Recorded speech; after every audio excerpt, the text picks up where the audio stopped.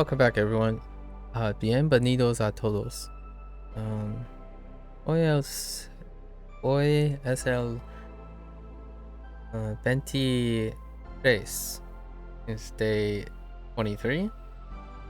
Día 23. Yesterday was an interesting unit. There was one word, and I don't remember it.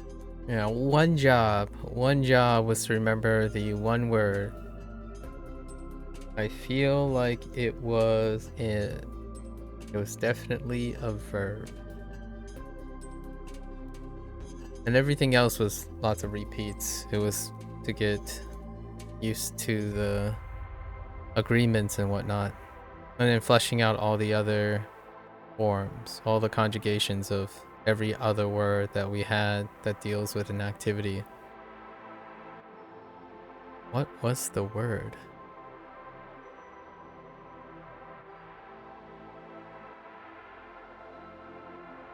No idea. It kind of reminded me of open. Anyways, I guess it might come to me when I reviewed the pods. So nothing that really, literally nothing, nothing there. Oh, I remember. Salir, to leave, is the only new one from yesterday.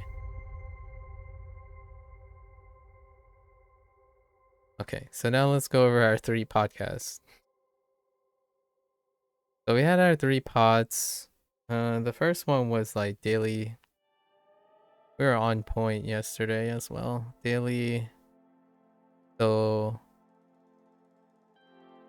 daily dedication, right? So if there's anyone who voices being lazy, it'd be Lynn.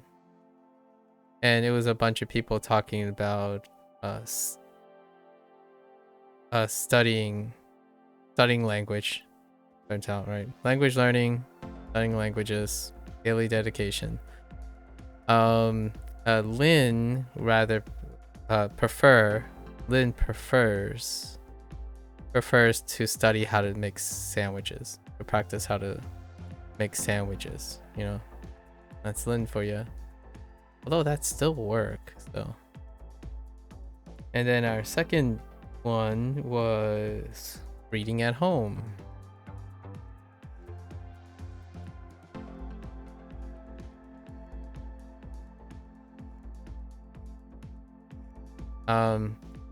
This person was talking about like not going out to read, but taking the convenience of reading at home with lots of books, having access to books. And sure enough, it's Lily. And Lily was like, reading at home, almost interesting.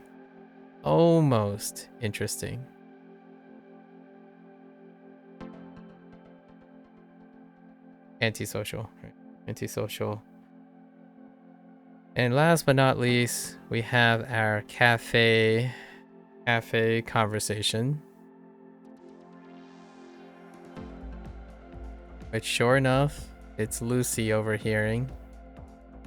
And usually most of these have a little bit of a quirk to them. So it was 2 people asking if they wanted tea, if they drink tea, or juice, right? Te or jugo. And of course, drinking juice instead of tea is suspicious, right? Must be a secret code. Sometimes I take the juice over the tea, but outside I tend to be a tea sipper. All right, and then the adventure was Junior's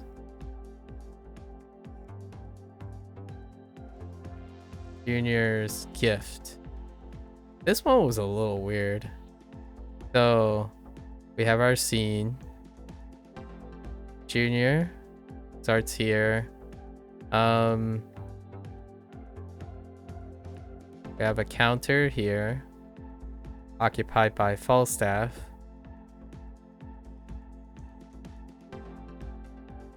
And then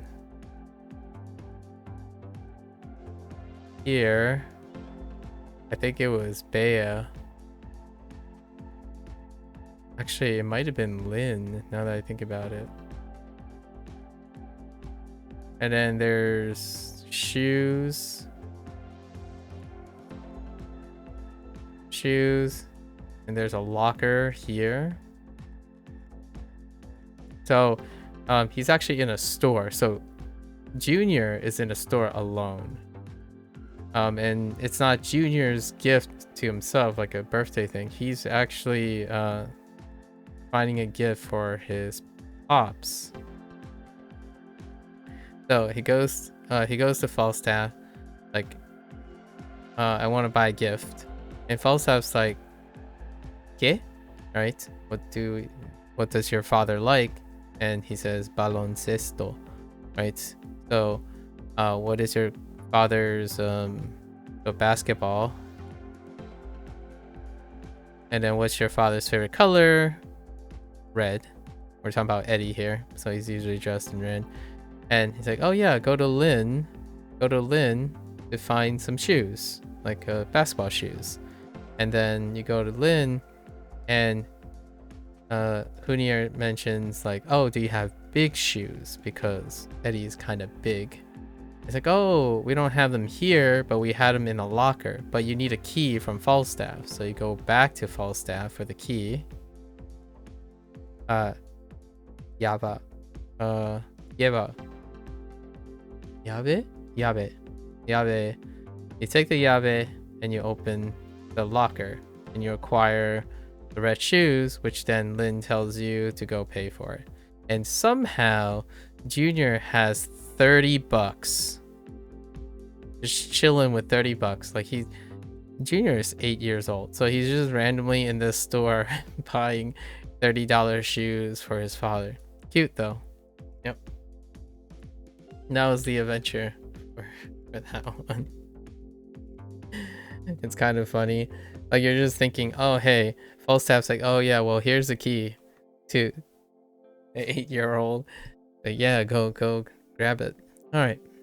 So not much in terms of new vocabulary. We'll find out how this turns out tomorrow. Little. Actually, let's double check. Yeah, salir. And that's it. Salir. Yep. All right. Express preferences. Interesting. Well, we already have quiero. Oh, querer. Maybe to like be disagreeable. Like I don't like things, but without using querer. We'll see. Oh, encanta. Oh, yeah. Encantar is a good one. So me encanta la música de Enrique. Oh no, it's that Enrique. Música. It's kind of hard to say now. Carmen, ¿te gusta nadar? Okay, so we have swim. Nice. No me gusta nadar. Oh yeah, and then we actually didn't use... Oh, that's true. We only express want, not like yet. Yeah, so gustar. Nice, okay. Me gusta la bicicleta de Mateo. Not familiar with that one. Oh, Falstaff, what happened to you? Okay. So me gusta Duolingo. In English, we say I like chocolate, but in Spanish, you say something more like to me, chocolate is pleasing. Yeah, fair enough. Look, your classic. Me gusta el chocolate. Chocolate. Te gusta nadar en la piscina, which is pool. La bicicleta de Matthew. In English, we say Matthew's bicycle to show that the bicycle belongs to Matthew. But in Spanish, you say la bicicleta de Matthew. Okay, that's fine. Which is still, it says the same thing, but like to me, this says the same thing. But they're usually talking about literal sense. But when I see bicicleta de Matthew, I see Matthew's bicycle. It's one of those translation things. Even in Chinese and Japanese, I see Matthew's bicycle before I see the bicycle of Matthew, which literally means the bicycle of Matthew. Yeah, this part. La bicicleta de Matthew es roja. Okay. El vestido de Sandra es muy elegante. Okay. All right. So we have possession in a different way and expressing desires or in love, different degrees of preferences. All right.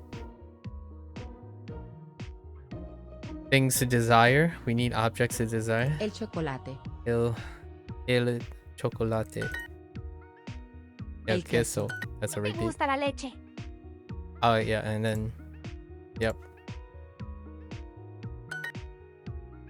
El azúcar. El azúcar. El pastel. Okay. El chocolate tiene azúcar. Certainly. At first glance, this would be a weird comment, right? This would be a weird comment, but in this day and age, that's not a weird comment. ¿Cuántos chocolates quieres? ¿Cuántos chocolates quieres?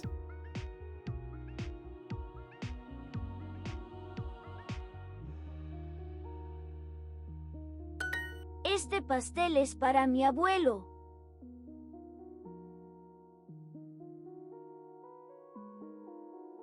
Me gusta el pastel. Me gusta el pastel de chocolate. Yo no tengo comidas favoritas. Comidas favoritas, oh.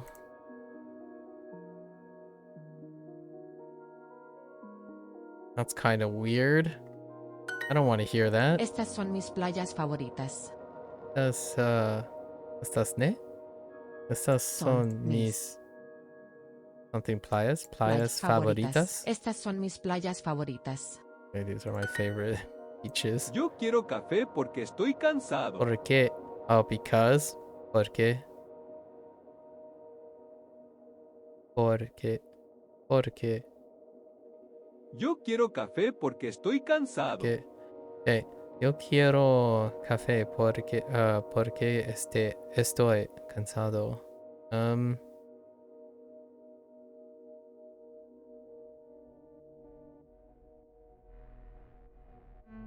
It's kind of funny. For I am tired. I want coffee. You could say for I'm tired. It still makes the same. It's a replacement for because, but because is like, I'm starting to realize when I'm doing my Chinese lessons, I'm starting to realize that because is like a bruh situation. Because has so much flexing in English. ¿Por qué? ¿Por qué? ¿Por qué siempre comes chocolate? ¿Por qué siempre comes chocolate? No, nothing. Porque me gusta. Oh. Okay. Yeah, one is por qué and por qué.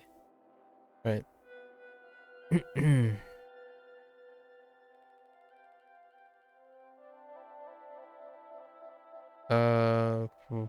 don't want to share my tea. Thanks. Okay.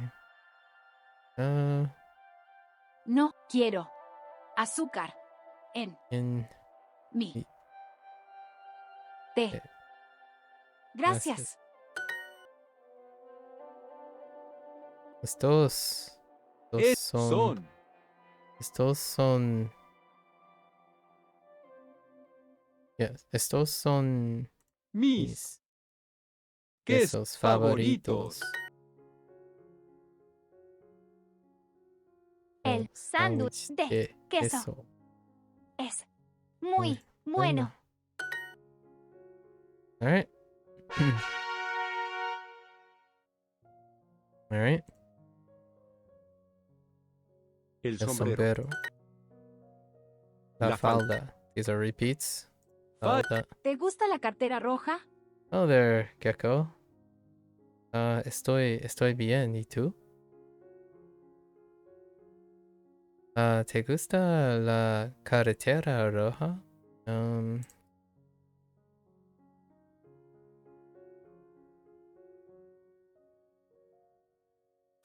¿Por qué no te gusta este libro? ¿Por qué? No. No. ¿Por qué no gusta? ¿Eh? ¿Por qué no te gusta este libro?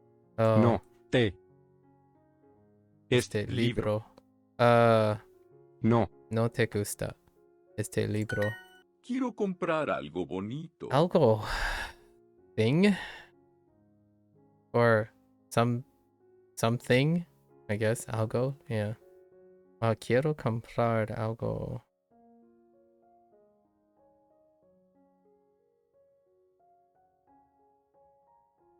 Eh, Algo. Nosotros queremos Nosotros queremos algo con azúcar. Yo tengo 2 faldas nuevas. Ah,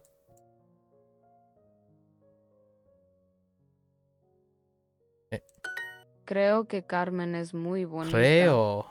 Interesting. Creo. Creo que Carmen es muy bonita.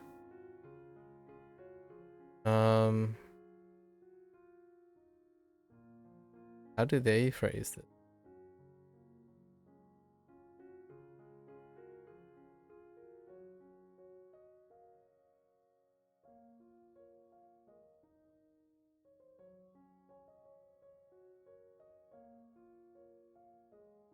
Just, I think that. Okay, that's fair.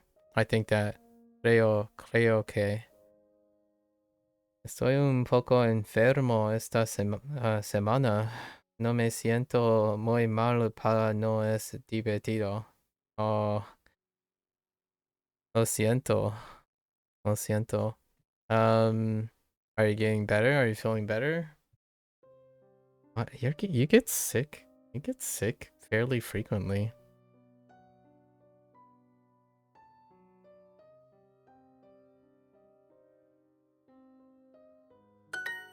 Creo que... Andrea, creo que mi...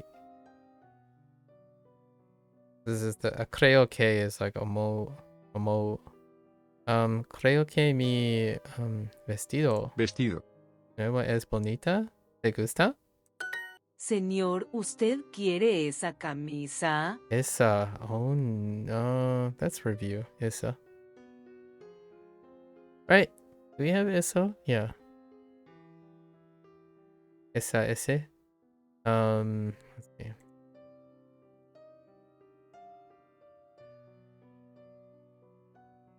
Camisa. Este vestido es bonito pero grande. No es bueno. No es bueno. Estás poco enfermo. This winter has been terrible. Yeah, it's like a cold per month. You're welcoming the spring more than ever this year. When does spring really take hold for you guys? You've had a couple bad days early this week, but you're slowly getting better. Excellent. Not the big C, right? Just your standard garden variety cold. Again. Este vestido es bonito, pero grande.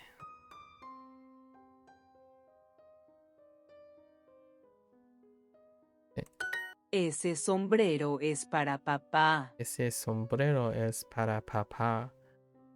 ¿Eh?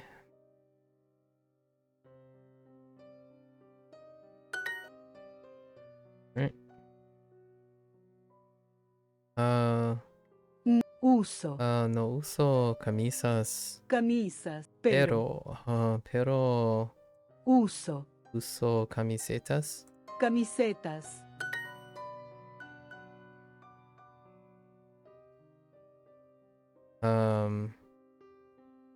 Creo Creo que estos estos zapatos zapatos son pequeños. pequeños. Okay. Ese Ese sombrero sombrero para para for dad, just para papá papá. Wait, es para papá. Oh, yes.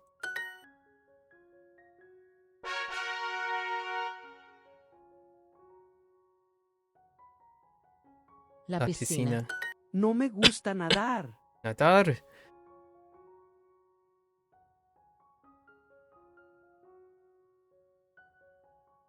¿Qué quieres dibujar?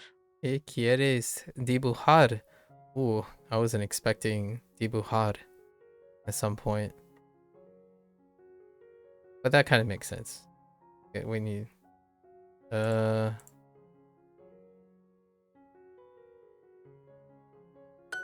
Papá, Papá, me gusta mucho dibujar. Me encanta Duolingo. Oh, well, not sponsored. Me encanta caminar en la playa. Me encanta. That came out pretty soon. Usually they wait till like section 3 or something. Me encanta la playa. La playa. Oh, wait. Me encanta caminar en la playa. Caminar en la playa. En. That makes more sense. We'll have to walk. Me gusta jugar con Duo. Yeah, it's nothing major. You can get some pretty good weather around now. Okay, this time of year there are huge temperature spreads, like 20 degrees. So that's a huge temperature spread. Yeah, great within the same day, which isn't always great. For true summer weather here is usually from the second half of April. Okay. Jugar, to play. So we got. Okay. Oh, jeez. Not sponsored. Me encanta leer en el parque. Spring, not quite summer. Yeah. Oh, yeah. I read summer there. Yeah. Got it. Me encanta leer en el parque. Me encanta. Yeah, I knew what you meant. Even though I read out summer. me encanta. ¿Ne? Me encanta leer El. en el parque. That sounds pretty reasonable, yeah. ¿Qué comida te encanta? ¿Qué comida te encanta? Okay. What food love? Pele. Interesting. Pele, te encanta jugar el fútbol? ¿Fútbol? Yo creo que sí. I think so. Yo creo que Yo quiero que te encanta jugar el fútbol. I was tripping up. Al fútbol. Whoops. Al. ¿Dónde quieres correr hoy? ¿Quieres correr? Okay. ¿Dónde quieres correr hoy?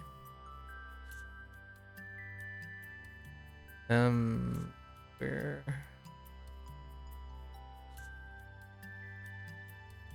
Okay.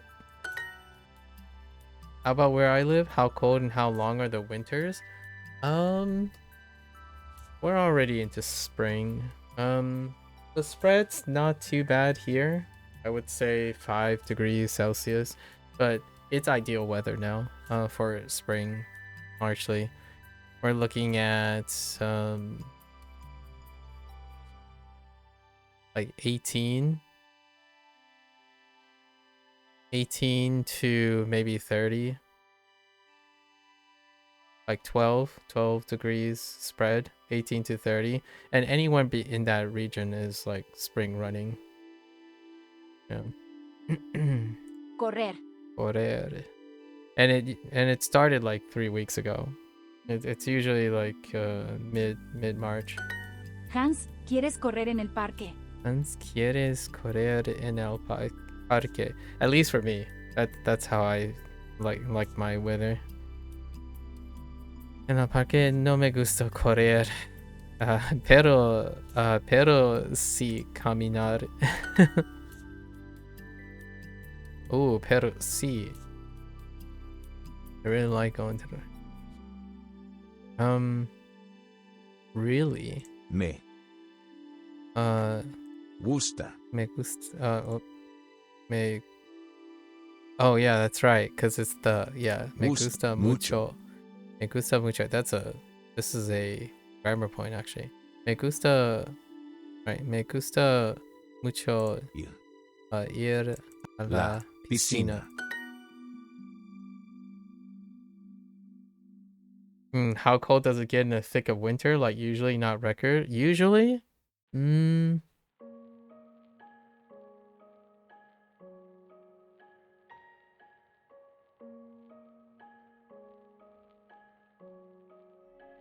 3-4 degrees, maybe something like that. Average winter 3-4.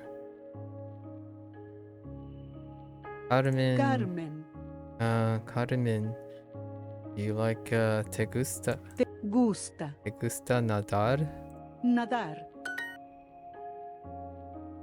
Este pueblo no tiene piscinas.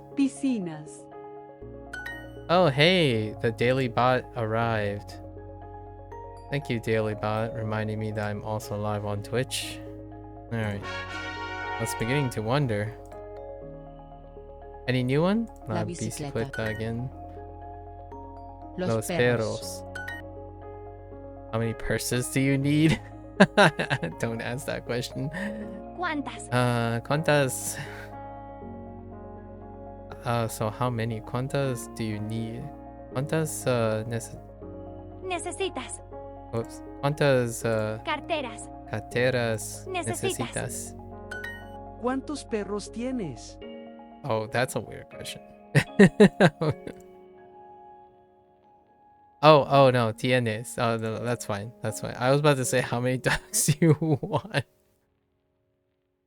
How many dogs do you have?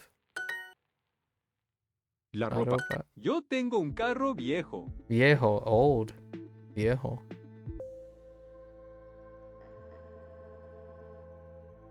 Me gusta ese chico alto. Chico. Okay.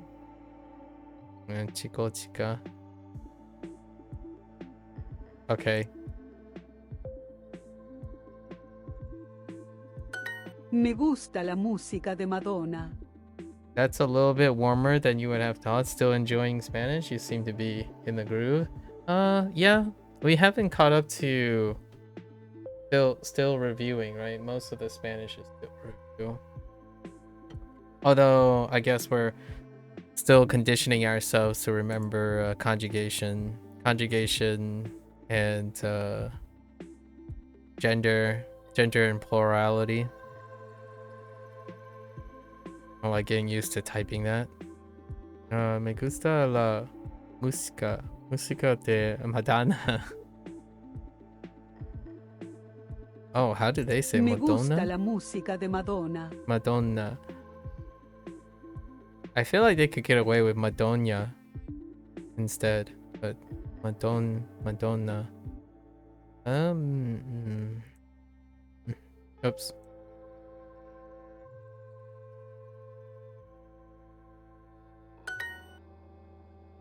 Música. Estos zapatos son muy elegantes. Estos zapatos son muy elegantes. How about you? How's keeping up with the reviews?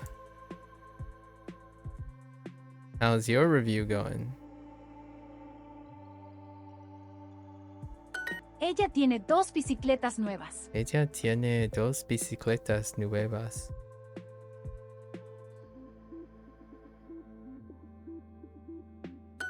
Yo no uso ropa elegante. Yo no uso ropa elegante.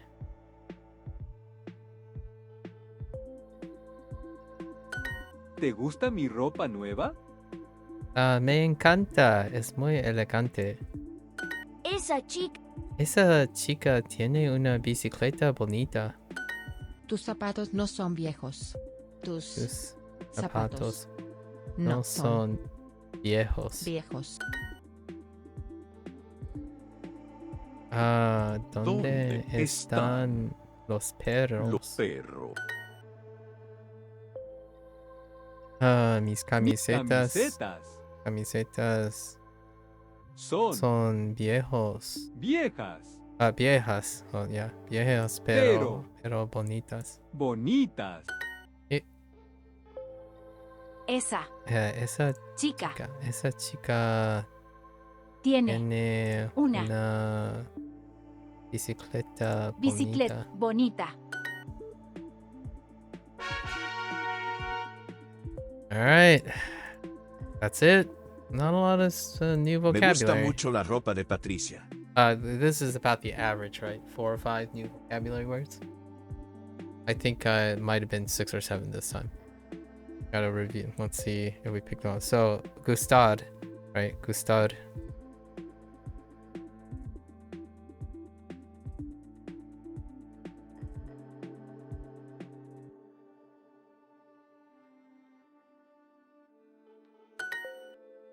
You're keeping up with you by getting 1 unit a day to legendary. It's not very time consuming. It's all reviews, so it's okay. But I feel like I'm cutting some corners when it comes to remembering some vocab. The grammar is pretty easy for you so far. Yeah, same here. I'm still in the feeling mode. I think that was also true for all of the Chinese course. Almost all of the Chinese course. I would say 85 to 90% of the Chinese course. I was feeling the grammar. I didn't go over any grammar. And Spanish is probably going to be the same for some time. It's all Japanese grammar. Like most of the times, like in the evening, I'm like, all right, I'm gonna look up some Japanese grammar. Quiero comprar unas faldas. En esa tienda de ropa. Ropa. Sonia y Carlos quieren 2 pasteles. You know, when I'm talking about like gender agreements and stuff, that's not really going over grammar. That's more like just being careful with it. Like you're not learning any new grammar from all this. Sonia y Carlos.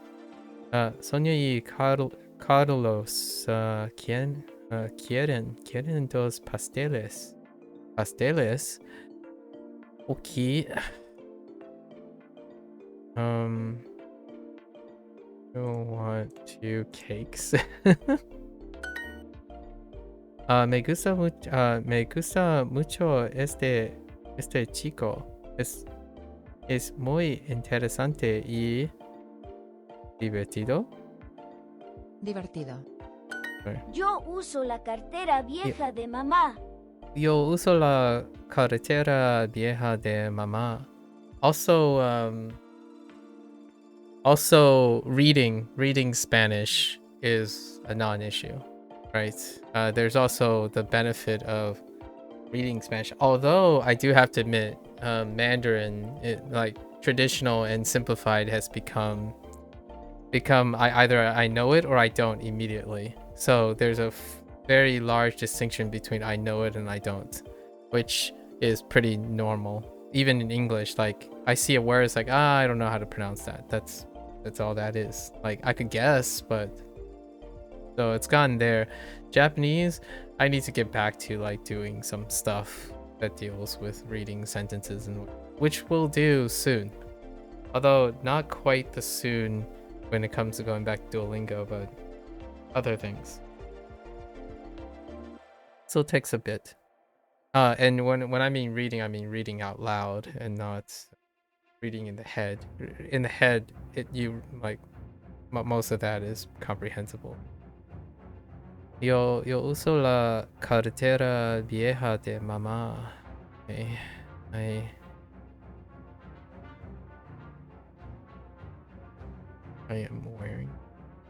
I'm using. Okay.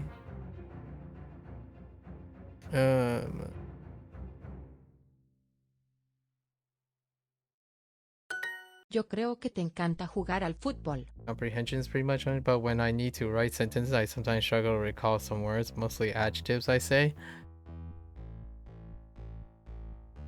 Me too.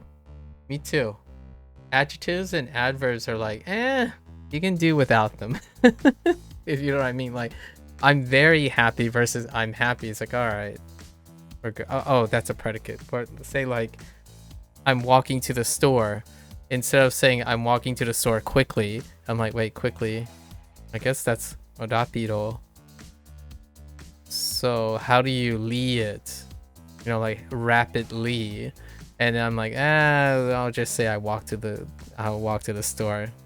Adjectives and adverbs, you know, like things that add more life to the, whereas occasionally I'm like, how do I say it's wet outside? Or like, the car is wet from the rain. Wet. I know rain, but I don't know wet. Yo creo que te encanta jugar al fútbol. Like off the top of my head. But if you read it, right? If someone said the car is wet in the rain, and like I'm reading the sentence, like, all right, that's fine. It's all about that creation in the end. Yo creo que te encanta jugar al fútbol. Yo creo que encantan. Te encanta. Te encanta.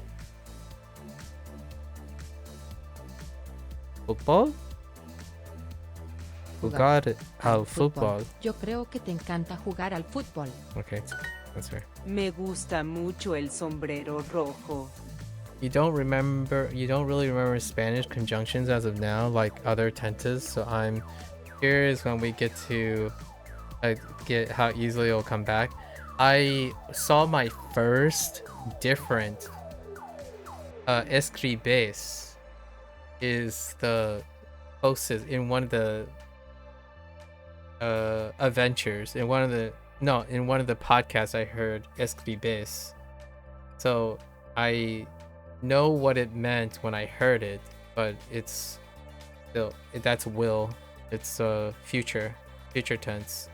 So I'm still waiting till we get to like the subjunctive. I still remember I had it was one of like the latest things that I conjugated before I stopped learning Spanish. The subjunctive. And that's when it gets like, so right now I'm still looking forward to like gerunds, right? Present, progressive, future tense, and whatnot. Still got a lot to go before hitting the subjunctive.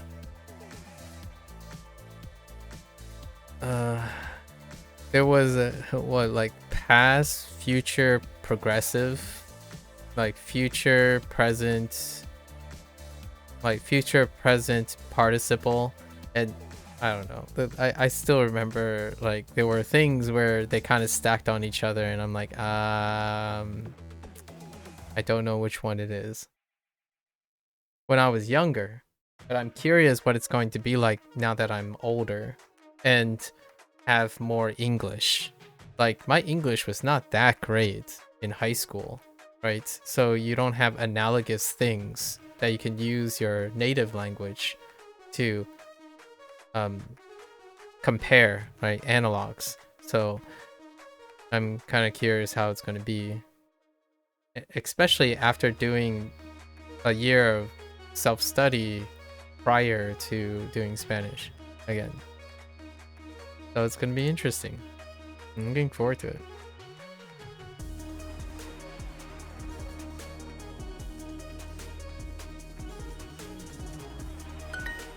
Like, for example, translating is different already for Spanish than Japanese. Japanese took like, I don't know, maybe 150 days before I got used to doing non-modified English. I don't know if this is the case for a lot of people, but generally, like for me, I don't have to change the order of the English, right? It's to me it's pleasure, it pleasures me a lot, the red hat, right? The hat red. And I don't need to change it back to I like the red hat a lot. But if I do need to, it's an extra step. Just like reading Chinese, it's like the English can stay in its position. You don't have to like rearrange it. It's grammatically comprehensible the way it is here. So it's one-to-one most of the time. You just find the closest interpretation to the words in their current state, and then it makes sense. So me gusta mucho el sombrero rojo immediately comes out. I like the red hat a lot. But if I had to translate this as an exercise, it would stay in its position. So like, I like a lot the hat red. That's perfectly fine. Sí, también me encanta el fútbol. This is a very clear indicator that I'm far more familiar with Spanish, especially Spanish grammar, than Japanese grammar. I think the grammar becomes second nature when you don't, in my opinion, get to a point where you don't even have to rearrange anything anymore. It is flexible in its way already. Sí. Sí, también me encanta el fútbol. También. Me encanta el fútbol. Me gusta el sombrero porque... Me gusta el sombrero porque es pequeño. ¿No te encanta el español? No. Mm. Te encanta el español. ¿Te gusta el sombrero azul? Sí, creo que es bonito. ¿Tienes pan para el queso? Tienes el ¿El pan? pan.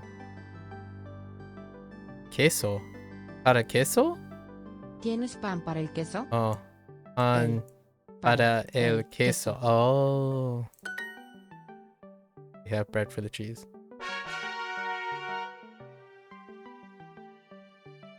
Legend. Before starting Japanese, I did wonder how difficult word order would be in the end, and I find it's really not an issue. Granted, I don't read a lot of super long sentences, of course. That's fair, right? That's a good point. I don't read super long sentences as well. I think there are a few in Wanikani that it's like, wow, but it was fine because there's clauses, you know. Even super long sentences, especially in Japanese, still have clausing. They still clause together. So, not like super, you know, have like two dependent clauses onto a single independent clause modified by something or something like that. They still end up being clustered in clauses. Also, you know, a bunch of Dutch, which plays around with words order quite a bit for an Indo-European language. So I guess you had some exposition exposition that concept. Me too, because whenever I'm interpreting things from my parents, the order is jostled around quite a lot. I think while I can't relate to other people, people assuming, you know, encountering lots of people that constantly tell me about word order or tell me about pronunciation and whatnot, I think it's a very different thing growing up with more than one language. And I feel it can often be like inherent empathy comes from other people who grow up around multiple languages. Not that I would push back and say, well, that's often presumptuous. I think it's pretty safe to presume when someone is in a country that's very nationalistic to have a predisposition to a singular language. However, I engage in that conversation over and over again because on the internet, people work on statistics. And, well, if you're not a statistical majority, then you spend most of your time trying to diffuse the subconscious tendencies of stereotypes. And to this day, when I started Spanish, there's no short of a bunch of people telling me, oh yeah, this is easy, that's easy, this is hard, that's hard. Much like when you start Japanese or Mandarin and whatnot without the consideration for someone's background, right? It actually came to a fever pitch 2 days ago when more than one person was very openly, constantly imbuing regional exceptions to Spanish. And I'm like, yeah, that's kind of like trying to learn English while having the brunt of all those English speakers having their own opinion, right? Because English is far more eclectic in makeup than any other language, perhaps competitively with Spanish and possibly French. Este pueblo no tiene Este pueblo no tiene piscinas. Piscinas. Nosotros queremos algo con azúcar. Nosotros queremos what? Alto. Alto. Algo. Algo. Oh, algo con azúcar. ¿Dónde está la ropa? ¿Dónde está la ropa de tu hermano? Where's your... That's weird. Ella quiere este café porque tiene leche. ¿Por qué? ¿Por qué? ¿Por qué? Parque. ¿Por ¿Por qué? qué? Yo quiero tener 2 perros pequeños. When you first started learning Dutch in school, you'll say, did it feel weird for live comprehension to have the verb at the very end? Oh, the live comprehension? Live? Which Dutch does in some pretty common sentence structures. I see. That's kind of funny that now I'm like reading some English words multiple times because I'm in the context of other languages. Like what? Wait, what does that mean? Yo quiero tener 2 perros pequeños. Yo quiero tener dos perros pequeños. Yo quiero tener 2 perros pequeños. Just want 2 small dogs. Right? Estos son mis chocolates favoritos. Favoritos. Favorito. Favor. ¿Quieres más queso? ¿Quieres más queso? No, sí me gusta mucho este queso. Alright. Quiero comprar unas faldas en ese tienda de ropa. So how do you feel about rolling, how do you feel about what do you call them, rolling R's? Where's your take on rolling R's? Because that's usually the hot take every time when it comes to Spanish, almost without fail. You meet a stranger and they're like, yeah, those rolling R's, right? Just like in Japanese, like, yeah, those R's, right? Wink wink, hint hint, nudge nudge. And then for Chinese, like, yeah, those tones, right? Like, yeah, fair enough. José. Jose. You know, another observation is how often one connects, like language learners connect with each other based on when things are hard and easy, as opposed to describing the experience. So like they would point to a place of difficulty and ease, extreme difficulty and ease, in order to relate to someone. And obviously my typical thought is, well, I don't really think about that, but I could imagine that the substantial number of people would start with those type of comments. It's like, oh, you're learning Chinese, that's a hard language. Like, okay. Or like, oh, you're doing this, I always have a hard time or an easy time with it. That's a very common route of trying to relate to someone. In fact, I don't think this is exclusive to language learning, but like video games, like, oh yeah, this part gave me a lot of trouble, or this part was really fun. That kind of thing. Son. Not really like saying, I don't really have an opinion on it, more like it's a observation for now. Working on an idea with it. Jose, Son. Tus bicicletas son bonitas. ¿Cuándo quieres jugar al fútbol? ¿Cuándo quieres jugar al fútbol?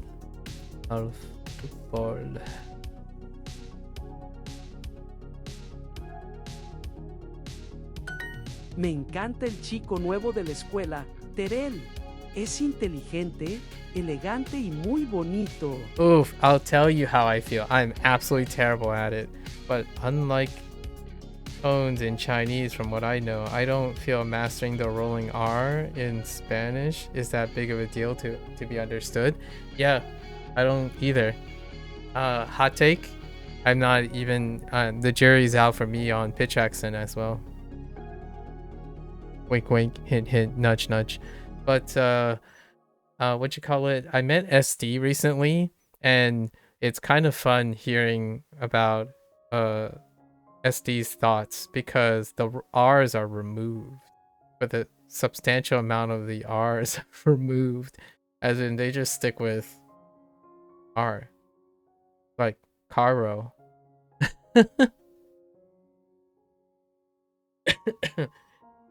And then like he described like peril versus pero.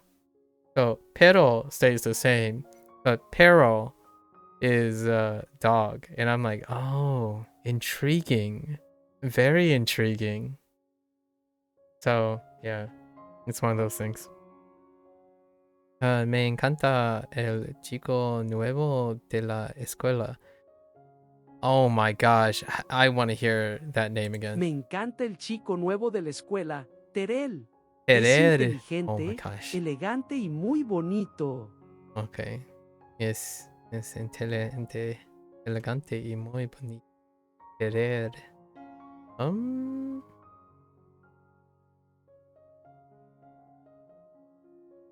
New kid. Me encanta correr con mi perro en la parque.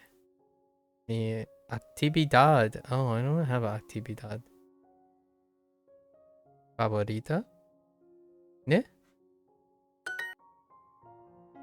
Mis pantalones son viejos. Oh, no. Yes, viejos. Y mis faldas también son viejas. Me encanta dibujar con mis... Me encanta dibujar con mis...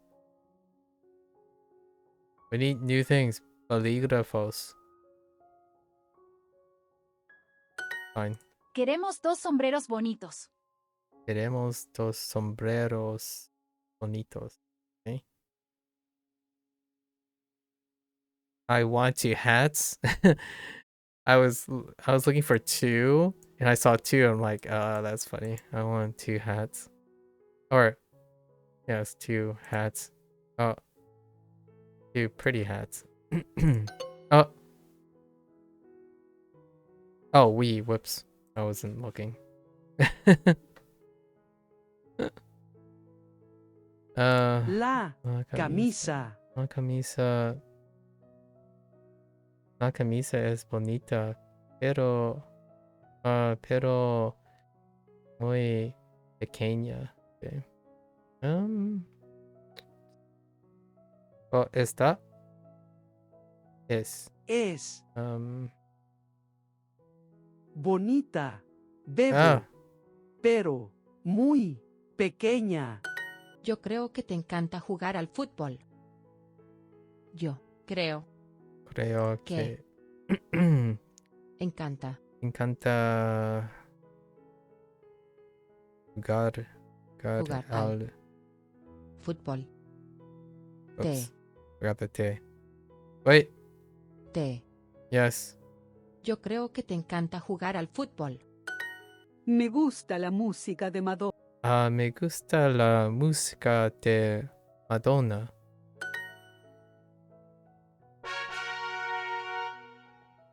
All right, we get to the unhinged story. Let's go. The model. El modelo. Oh boy, it's Eddie. Eddie va a la clase de Oscar. Ooh, Oscar's the teacher.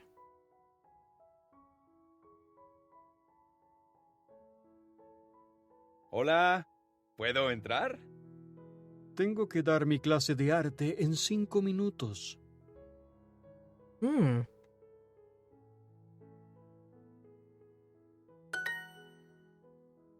Interesting enough, Dutch also has rolling R's, somewhat accent dependent, and the struggle is the same. Oh, that's interesting.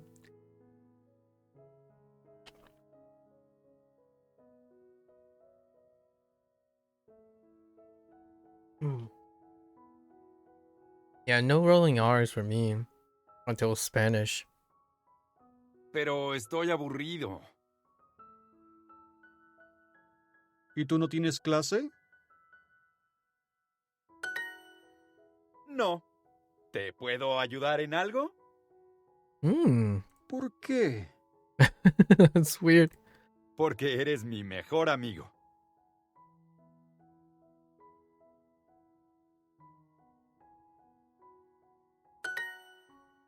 ¿Ah, sí? Oscar's like, dude, Eddie, what up? Creo que sí puedes ayudarme. Okay. Muy bien, amigo. See if he can help him. ¿Puedes sentarte en esta silla?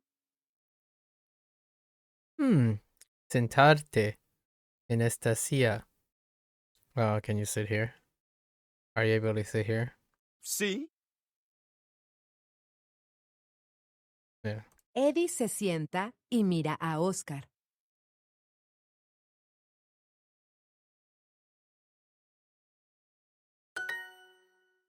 ¿Y puedes hacer silencio? Silencio. ¿Por qué? Mi clase es en 1 minuto y necesito un modelo. Los modelos no hablan.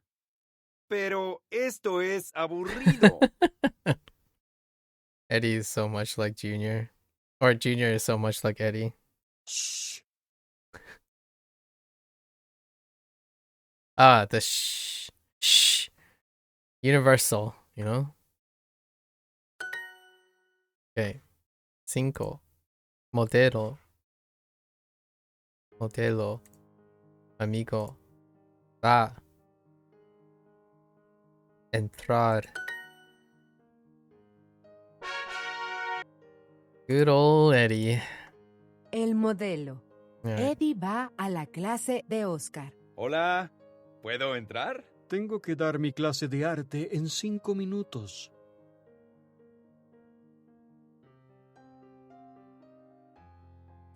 Pero estoy aburrido.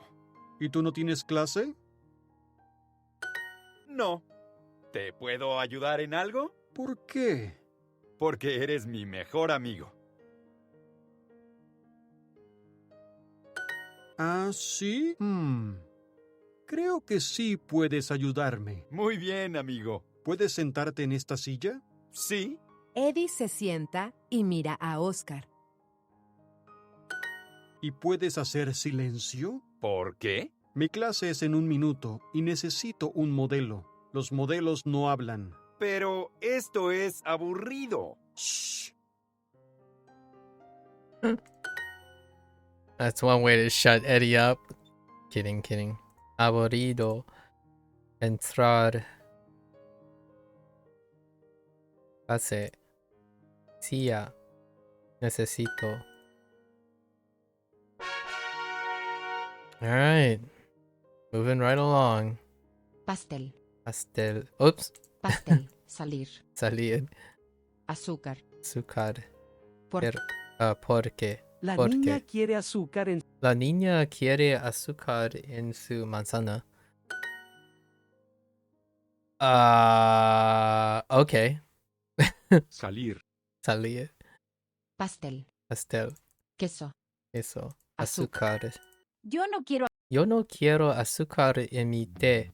Gracias. Okay. Quiero un café. Oh.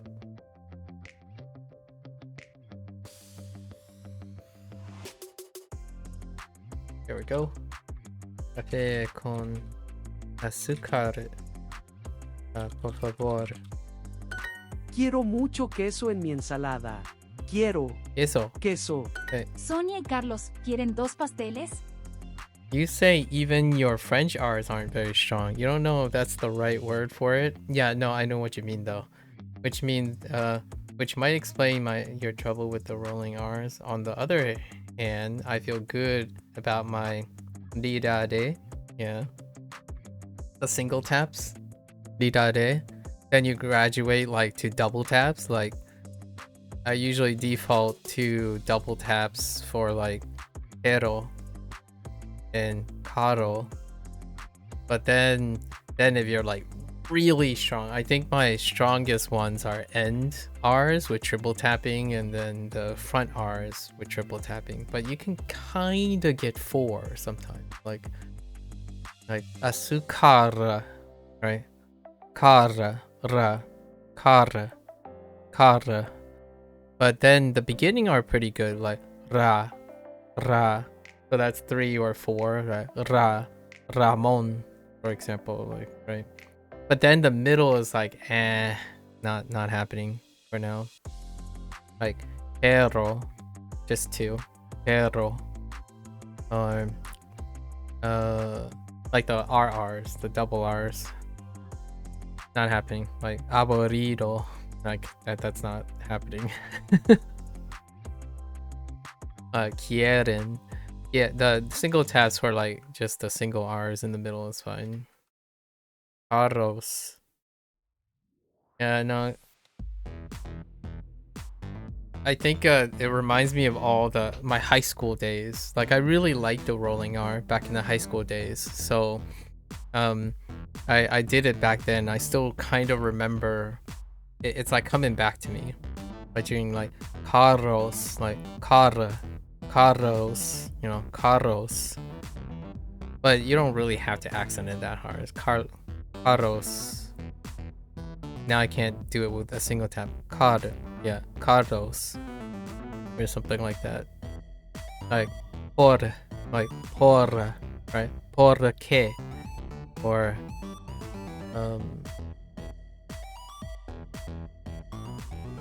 trying to think of like something that is very like pero, right? Perdón, which perdón kind of reminds me of something French would roll too, like pardon. Is that an example of a roll, like an R, a French R? Probably pardon, one of them. I always think of a French person saying the French R when they say like pardon or something like that. Sonia y Carlos quieren dos perros. It's probably perros. No. Sonia y Carlos quieren 2 pasteles. Oh, pasteles. Okay. Pasteles. Estos son mis quesos favoritos. Okay. These. Oh, okay. These are my favorite cheeses. Speaking of cheese, what say you about cheese? Give me some hot takes on some cheese. What are you in cheese?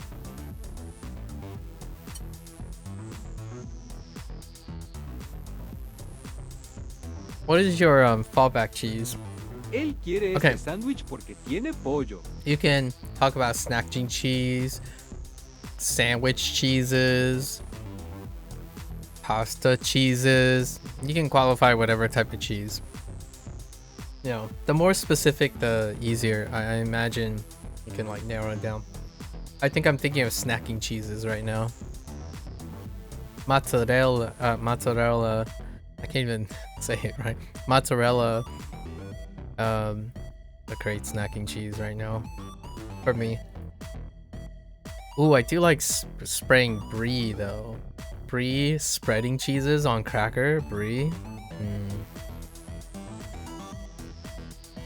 Sandwich, for example, sandwich, pepper jack. Probably pepper jack. Él quiere este sándwich. Something tiene pollo. Él quiere este sándwich porque tiene pollo. Porque Oil. La La niña quiere azúcar en su manzana. Oh yeah, this quiere one's weird. su manzana. Well, I could see people putting sugar on their apple actually. Me gusta el café con leche. I would put salt on my apple. Gusto. Me gusta el café con leche. Oh, whoops. I didn't Me click gusta on the button. mucho el queso. Yo como sándwiches de queso, arroz con queso y ensalada con queso. Siempre como queso y más queso. Más queso. All right, some of these are pretty funny. I like the sense of humor in some of these. Like, me gusta mucho el queso. Yo como sándwiches de queso, arroz con queso y ensalada con queso. Siempre como queso y más queso. ¿Cuál es su comida favorita? El queso. Estas son tus pizzas. Actually, pizzas favoritas. And then pasteles favoritos. Okay. No quiero este pastel porque no me gusta el chocolate. ¿Tienes pastel de manzana? You like most sorts of cheeses? You feel like there's such a strong cheese culture? Is that a thing? I believe it's a thing. Along with wines. In Europe compared to US? Cheese culture, maybe. But I would argue probably more cheese is consumed in the United States. So, but not that qualifies as a cheese culture.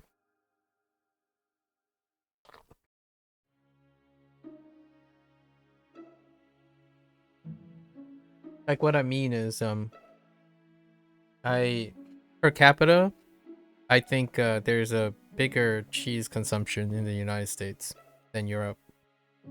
That does filter into cheese culture. So, like one could argue that. But in terms of like variety, right? Like culture as in snobbery and experimentation, probably not. I think the cheese culture feeling is you're weighing quality, but I would argue there is a larger variety of US cheeses. Thank you, Nojo. For snacking, you do like brie or I think I might have had that cheese before. Yeah, I don't know how to pronounce. Or goat cheese. Yeah.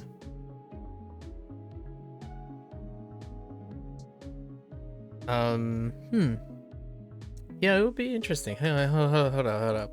Let's go back to our consumption per capita cheese.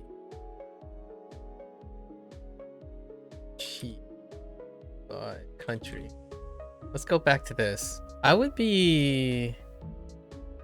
Oh no, but you know what? We do have to factor in climate. Because climate is actually quite substantial. Oh no, it is Europe. Yeah, climate. Dang. French. So no, actually, Europe, consumers per capita. It's actually kind of interesting. Yep, you got it. Not all of Europe, but the part of Europe that I would associate with cheese for sure. Yeah. And then all the other ones aren't reported, apparently. So what do we have? Switzerland, Luxembourg, Germany, France, Italy, Estonia, Netherlands, Czechs. Israel. Intriguing. Although United States is within the top. Right. But the culprits that you're referring to, I imagine you're referring to, is sure enough, it's at the top, like Italy, right? France, Switzerland, and I was expecting, yes, Norway is lower than I thought, but definitely Finland. Yeah, there's Finland, Finland, Norway, and then the United States. Comté is also a very popular cheese, like most consumed, I believe. Yeah, I believe that's the one that I had with the French family one time. Yeah, Roquefort. Okay. You do enjoy some stronger cheese, locally called, oh no, I don't recognize those names. I have consumed a lot of cheeses, of which I do not know the names of as well. There was a very interesting Sicilian cheese that was like, it reminds me of brie, but even more liquidy at room temp. I don't remember what that's called. It was incredibly rich. If on a date, you should make sure both of you get. Yeah. Yeah, I can see that. As far as Italian cheeses go, mozzarella probably would take your vote. Also, you love, yeah, Parmigiano. If you are able to acquire such things, you know. Fancy.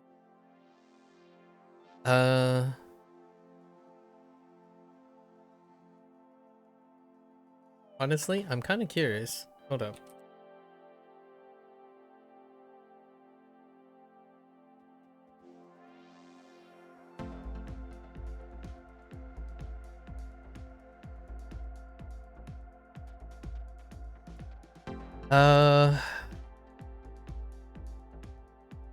Okay. So, yeah, so in terms of the United States, right? Since we're having this discussion about the extent of cheese culture, I'm actually kind of curious if you consumed any of these. I already mentioned one. Pepper Jack, I'm pretty sure is Americana. Oh, I forgot about cottage cheese. not quite the same, but cottage cheese. A bodybuilder's thing, yeah. So Pepper Jack, which is a offshoot of Monterey Jack, that's something that I do consume in the United States, and as far as I recall, that would be something that's distinctively American that I would suggest. And Colby is kind of boring. But probably Pepper Jack and Monterey Jack. Yeah, not too much. Not too many. Usually it's just cheese from everywhere else. Right.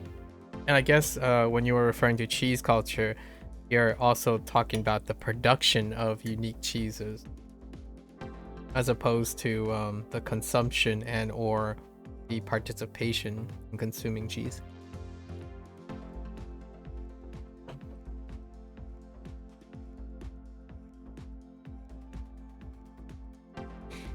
Here, I think the vast majority of like cheese consumption is pragmatic, by pounds, by quantity.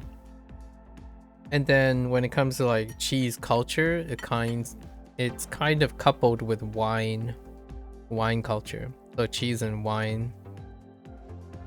And then the rest are like quantity cheese. Like, what's a quantity cheese? Mozzarella, for sure. And then not Parmigiano, but Parmesan. Parmesan by quantity. And then we can't forget like cheddar. specifically the American cheddar for like anything from macaroni and cheese and on. Lots of consumption. You start to wonder, like, where do you draw the line between the measure of culture and the measure of traditionalism, right? Like, for example, pasta. Do you have a really big culture if people consume a lot of specific pasta the same exact way? That's kind of interesting. In Belgium, it is pretty popular to pair cheese with beer rather than wine.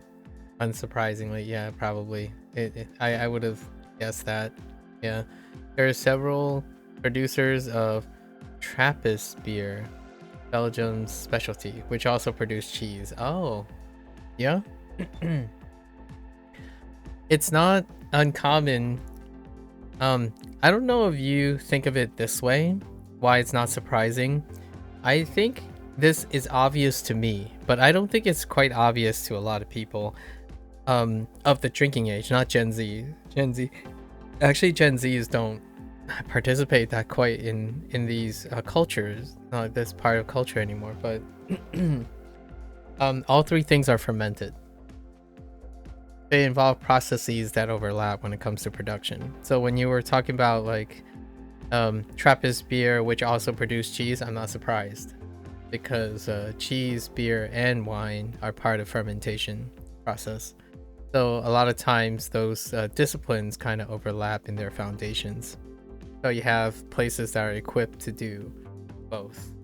And not that I'm not saying they don't pair well in terms of palate, right? But if you're used to like drinking wines and beers, you might also partake in cheeses because of fermentation. You have like an acquired taste for fermentation.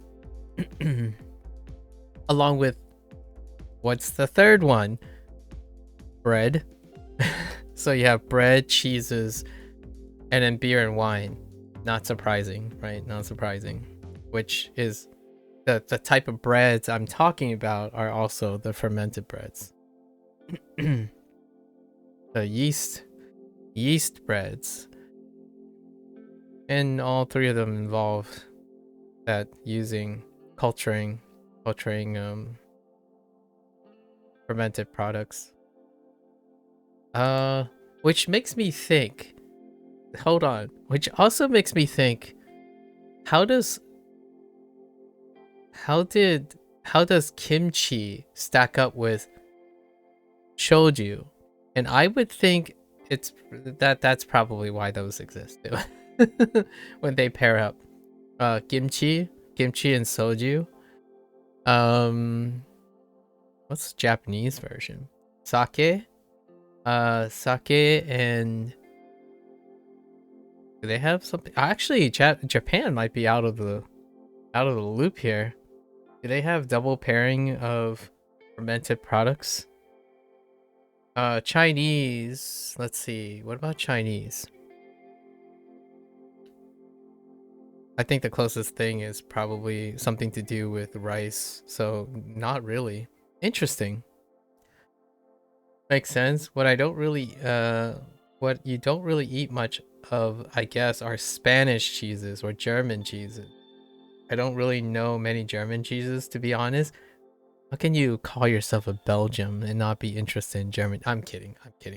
But Germany is one of the bigger cheese cultures. Spanish actually does not have a large cheese culture compared to all the countries that we talked about. I actually think Spanish consumes quite less cheese, I would say.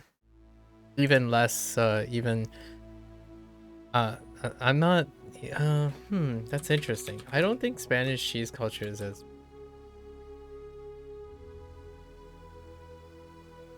Not that this is a competition, but I don't recall consuming a Spanish cheese myself as well, now that I think about it.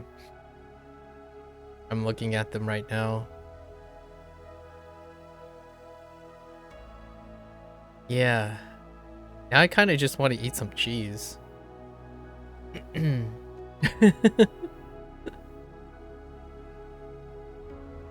Oh, manchego. Oh, yeah. Okay, you're right. You're right. Okay, that one I did have some of this. It's probably their most popular, right? It's like the most mainstream cheese from Spain. Manchego. That's probably it. Wait.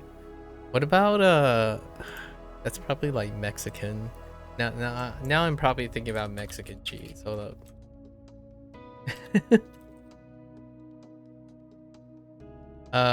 Oh yeah. Yeah, I'm thinking of Mexican cheese now. Fine. I'm going off names, like the way the name of the cheese sounds like fresco. Fresco would be one. And I'm pretty sure they have their own version of a manchego, but I'm not sure if it's the same thing. So, yeah. There's definitely some overlaps. I mean, unsurprisingly. No quiero este pastel porque no me gusta el chocolate. ¿Tienes pastel de manzana? Apple cake? Wait, is that like a crisp? La persona no come chocolate? Oh, chocolate, not choco. Chocolate. Estos chocolates son mis favoritos. Alright.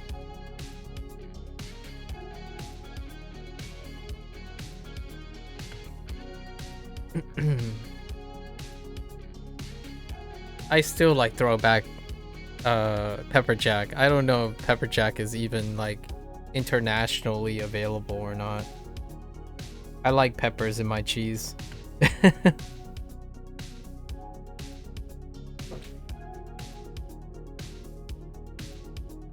Is that something you've consumed before? Gecko pepper jack? Especially exotic pepper jack stuff.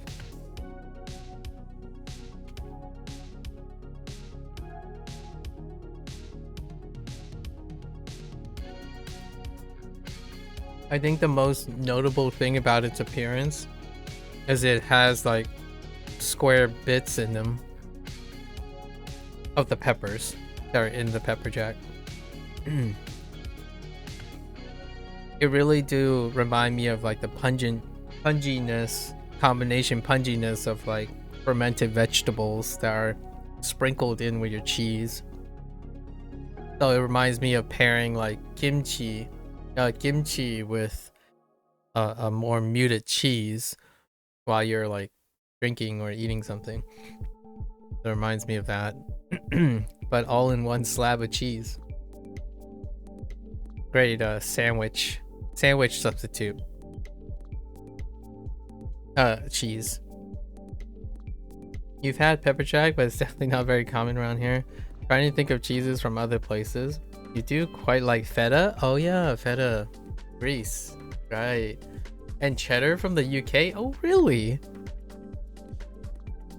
And here I thought you might like turn your nose up to common day cheddar. No, I'm kidding. I'm kidding.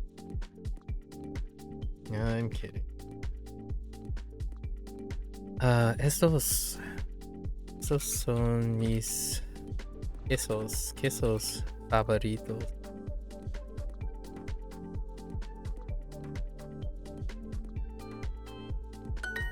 Me gusta esta ensalada porque tiene manzanas. What about salads? Oh, what kind of cheese would you place on a salad? Oh, like have you had on a salad? Maybe not conceptually, but what kind of cheeses have you had on a salad?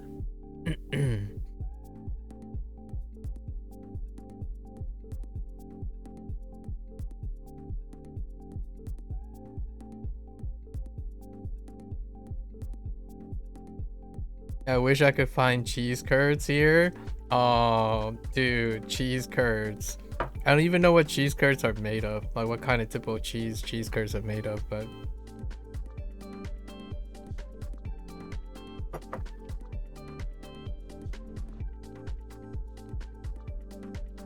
your Canadian side is showing again, Gecko. Don't be like that. We know. You've been to Canada.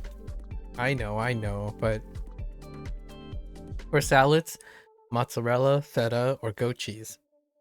Solid. I can proper poutine. Let's go back to Canada.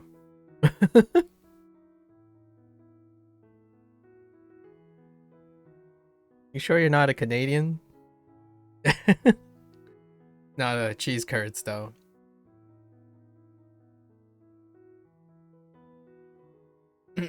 Have you had fried cheese curds? Is that a thing in fried cheese curds? I know, Americana, right? But fried cheese curds. I think I might have had them once in my life. My heart skipped a beat, but dude, fried cheese curds.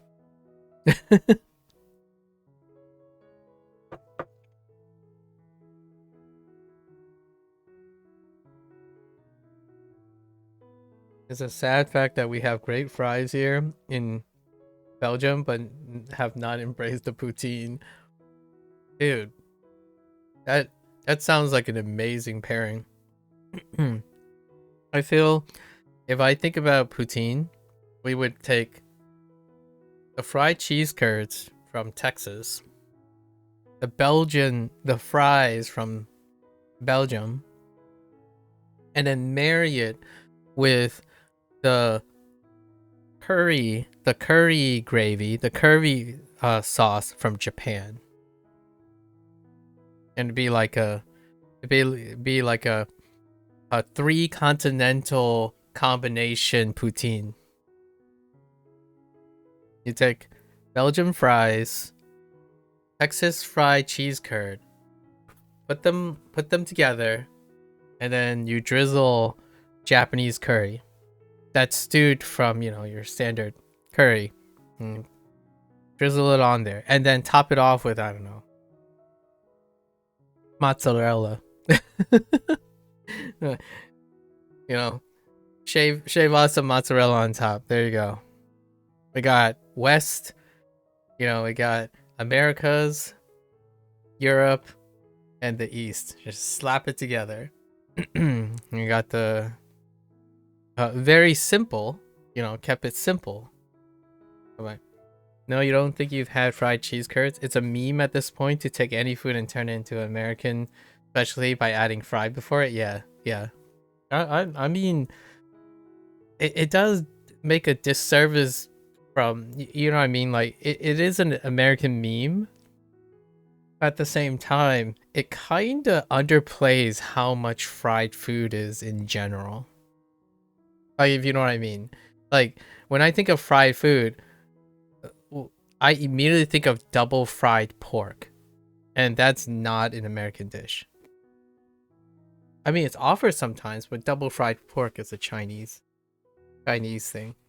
Actually, lots of things are Chinese, like fried. Like if you think about when Americans do their breakfast, right? Sunny side up, scrambled. What do Chinese do? They fry their eggs. I mean, yes, there's soft boil and stuff, but come on, even the fried rice has fried eggs. You go on a street vendor, right? You walk the streets of Eastern food stalls and stuff. Like half the stuff is probably fried. Or fried to some extent. Fried tofu.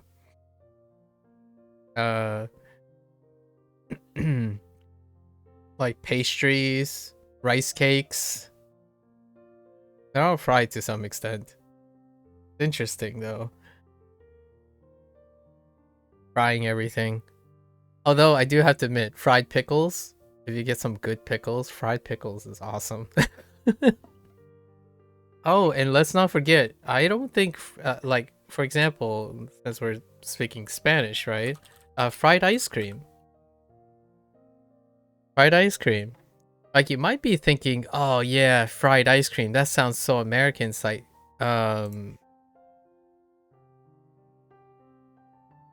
it was actually, hear me out. It's even crazier than you think, right? There's the meme about American frying things.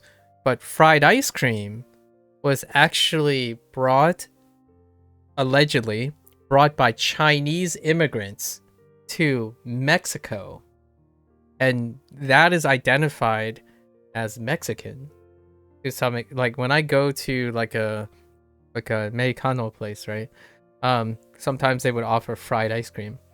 And yeah, it still originates to groups that often are not commonly associated with fried food. But oh, and you've had fried ice cream in Chinese restaurants before? Yeah, exactly. So it's kind of a weird thing, right? Like, for example, what's a very iconic, I'm cherry picking now, so I'm not saying the meme is not warranted or anything. Like churros, right?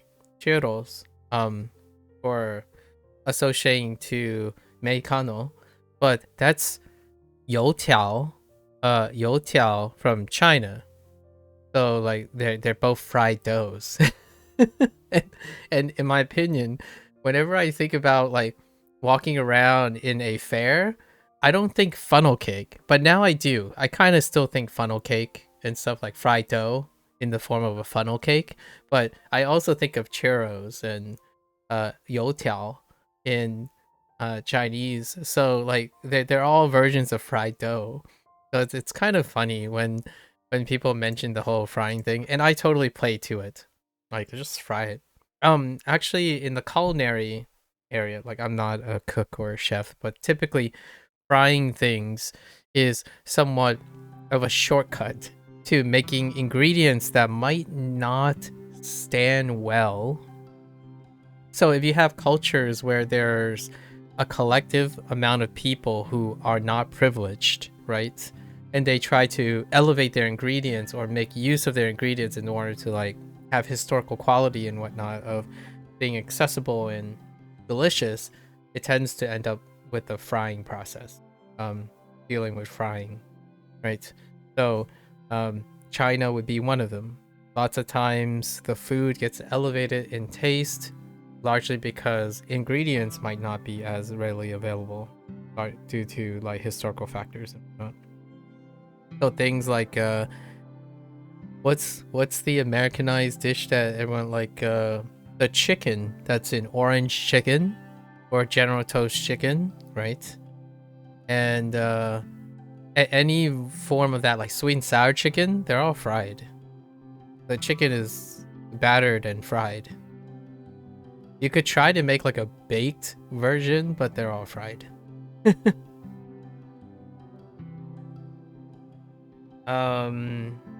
What would I say about Japanese? What would be a great example? Tonkatsu, right? Tonkatsu, sorry, not tonkatsu. Right, yes. Yeah, tonkatsu. Fried pork cutlet. Would you consider... No. I guess you wouldn't consider grilling the same as frying. So, there are still stuff really. Western Europe, except the UK, probably it's all about cold and sweet breakfast. Personally, give me eggs every day of the week. Yeah, just throw eggs. Like, I'm willing to sacrifice the longevity of my hearts for eggs. You know what's fantastic but rarely is offered, just due to the nature of not having like Japanese eggs, for example? Like eggs Benedict. I don't know where eggs Benedict comes from. Hold up.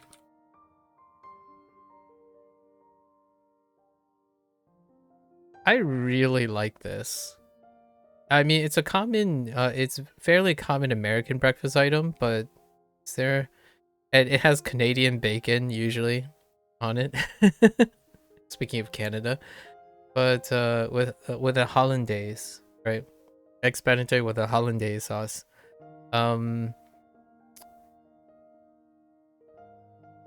I like to say Americana, right? Eggs Benedict. I'm not sure if you had this breakfast item before, an Eggs Benedict.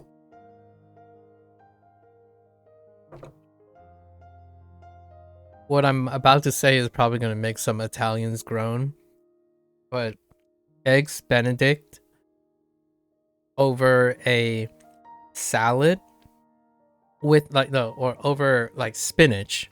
Eggs Benedict over spinach with pesto. Glorious. Absolutely glorious. But this is more of like a fusion dish, so some Italians might be groaning out there saying, what the heck? Why would you put pesto on spinach and Eggs Benedict? Ruined. If you think about it.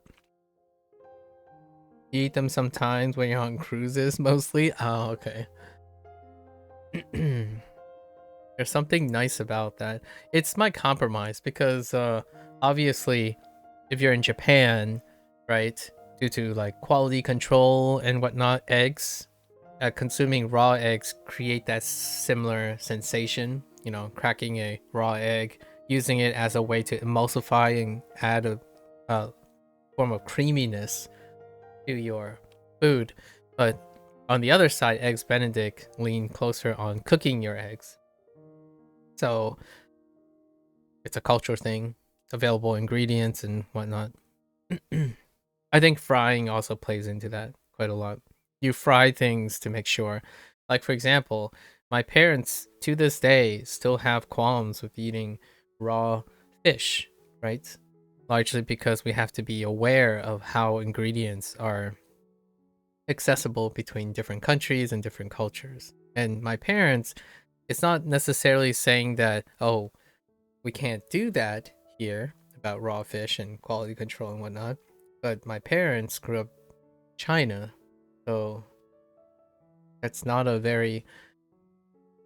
I mean, you could, if you're coming from an affluent area, sure, but your heritage does mark some food preferences, largely due to their availability.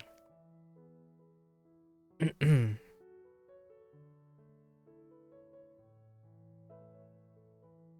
like talking about food. This is why I learned a new language, so that you can learn all the food words again, and then you just digress into food again. You know, every time Duolingo hits up a food unit, it's like, oh, this is major opportunities to digress into food.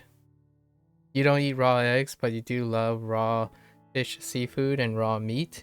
Oh yeah, carpaccios, and of course that includes sushi. Yeah, or a tartare, right? A tartare.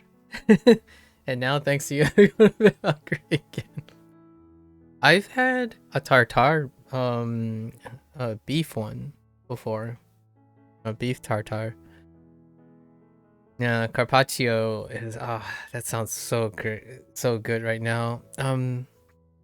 There's another one for I think Mexican. It might be Mexicano. Where you use raw ingredients. I forgot the word. I'm looking for like the word.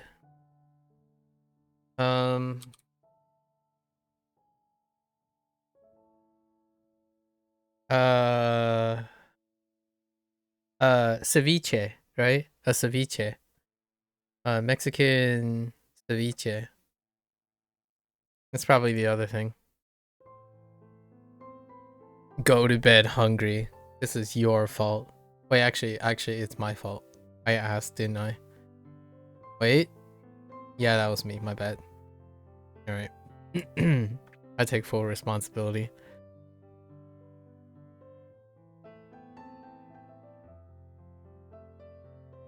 I like the salad because it has apples.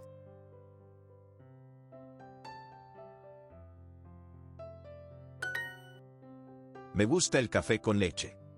Gusta. Gusto. Ah! I Me clicked gusta on el the... Gusta. I clicked on the thing more than once. Jeez. Okay, that's fine. ¿Por qué? Porque... Porque... Ese. Ese... Sombrero. Sombrero. Are you heading to bed now? It's getting really late. Just good night.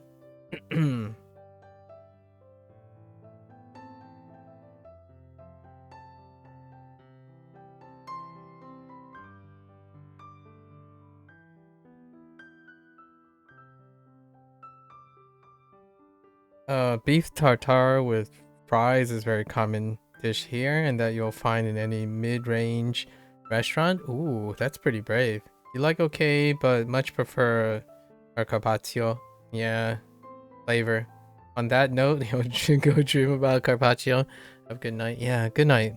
Good night, Gecko. Thanks for hanging out. For chilling. It's always a pleasure. Falda. Falda. Yo tengo dos faldas nuevas. Azúcar. Azúcar. Falda. Falda. Sombrero. Sombrero. Esa. Ese. Ese. Okay, sure. Bruno. Bruno, ¿te gusta ese sombrero? Ese sombrero es para papá. Pablo, ¿quieres beber algo? Algo. Mamá, ¿te gusta esta camiseta? Yo creo que este sombrero es bonito. Este. Este vestido. Este vestido. Vestido es bonito. Pero grande. Vestido. Es. Bonito. Pero grande. Quiero comprar algo bonito. Algo. Algo. Algo.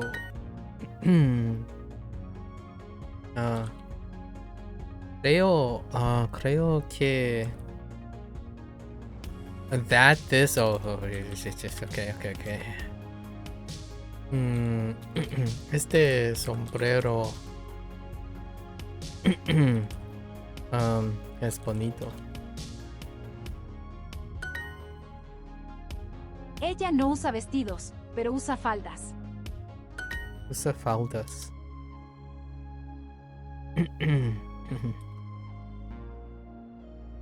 Queremos algo algo con azúcar.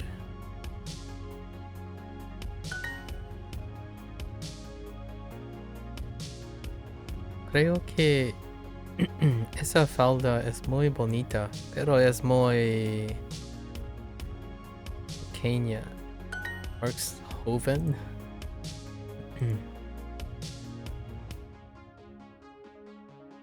Mamá, mamá, ¿te gusta esta camiseta? Oops. Wait.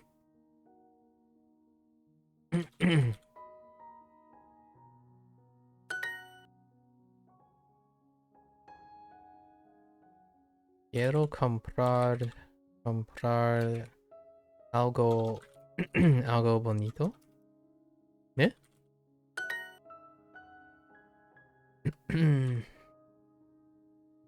Ese sombrero es para papá.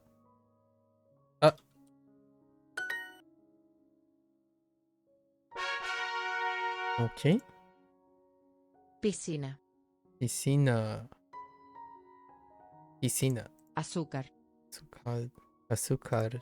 Jugar. Falda. Este pueblo no tiene piscinas. Correr. Correr. Falda. Azúcar. Azúcar. Pastel. Me encanta.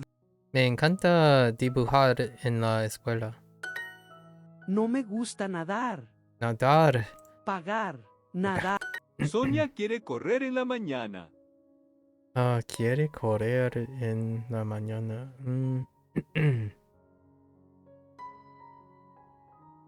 ¿Sí? ¿Cuándo quieres jugar al fútbol? Jugar. Jugar. Pagar. Jugar. Me gusta jugar con dúo. Okay. Me encanta. Me encanta. Me encanta caminar en la playa.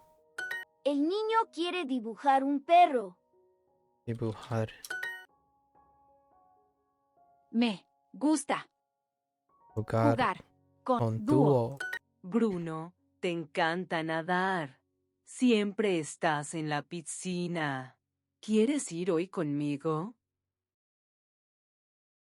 Persona quiere nadar con Bruno. Yeah, this particular person, the speaker. Me encanta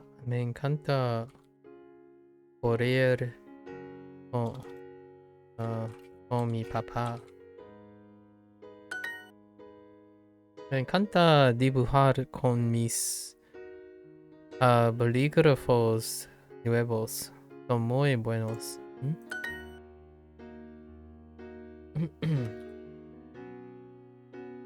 ¿Qué? ¿Qué comida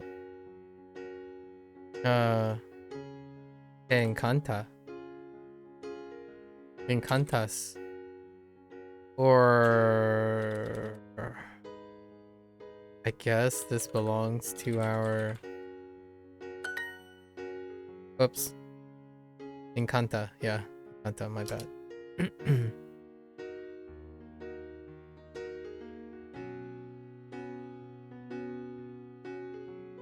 Te encanta... Oops. Te encanta... Traveling. Viajar con tu perro.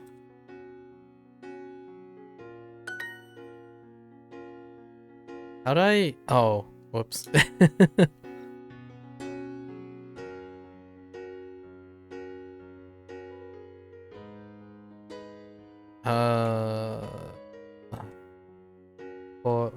¿Por qué?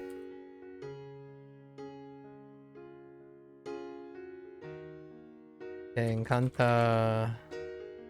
Oops. Oh, I keep typing the H. Encanta nadar.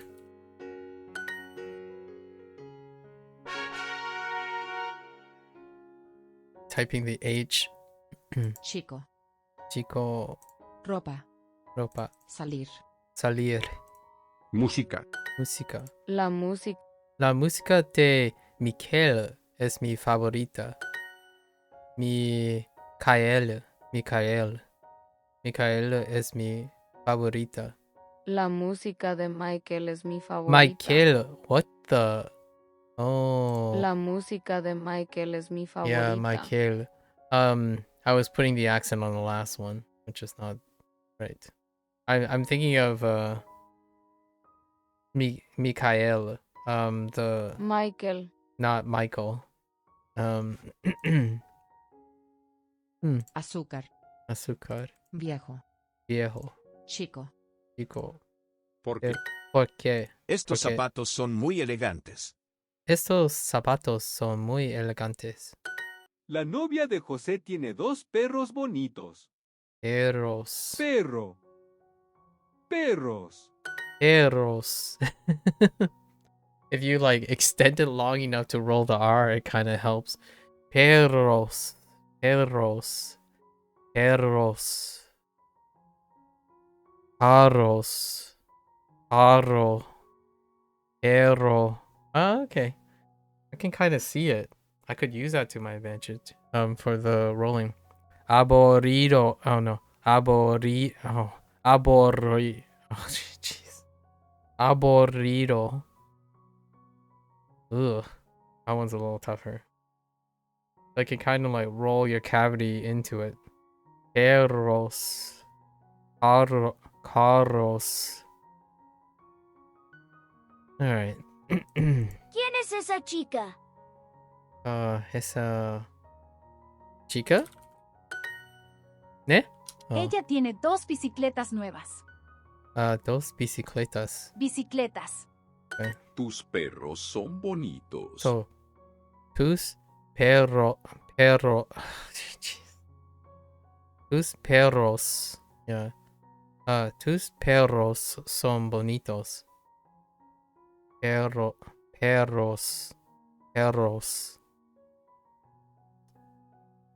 It's coming along.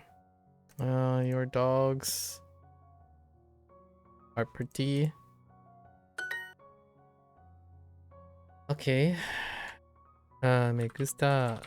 Me gusta la música. Música de Madonna. Esa chica tiene una bicicleta bonita. Mi perro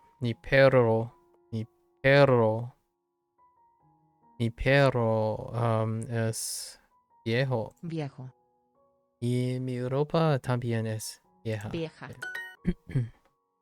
Mi familia tiene muchos perros.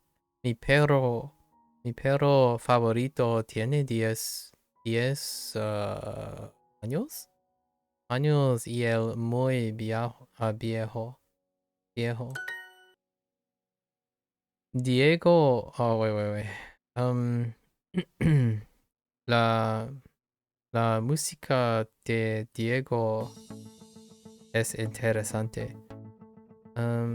La música de Diego es interesante.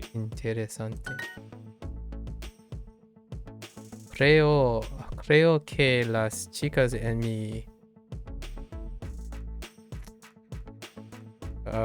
escuela son muy elegantes. Siempre usan ropa muy bonita. Okay. Ella tiene 2 bicicletas nuevas. La ropa de Duo es siempre es elegante.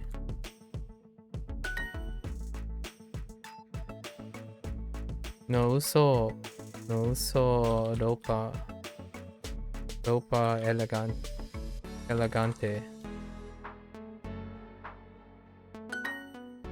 Okay. I was a little concerned with that one. Me gusta el café con leche. Gusta. La camisa es bonita pero muy pequeña. Pero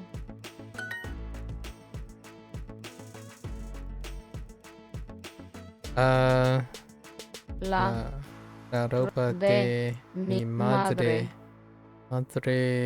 es muy bonita.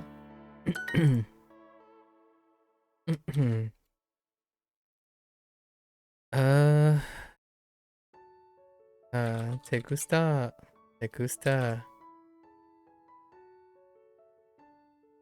ese vestido?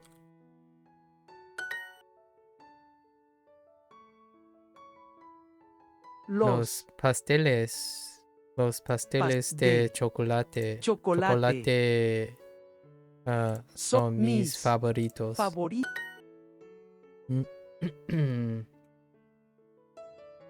Me gusta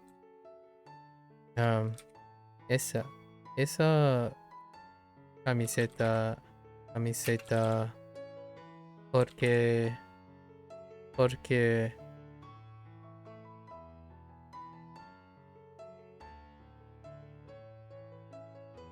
es bonita.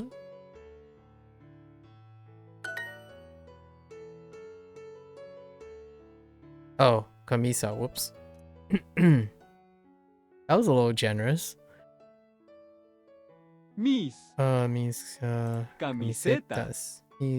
Mis camisetas son viejas, pero bonitas.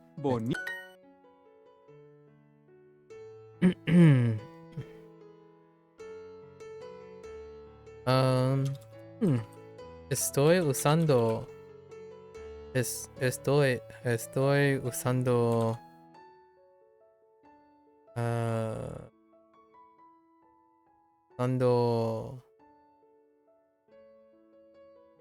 do I need a article? Maybe not. Carta vieja. Not carta. Cartera vieja de mi mamá. Oh, you can't get away with that. Oh, I missed carta. I missed the R in carretera. Oh, and it's de mamá.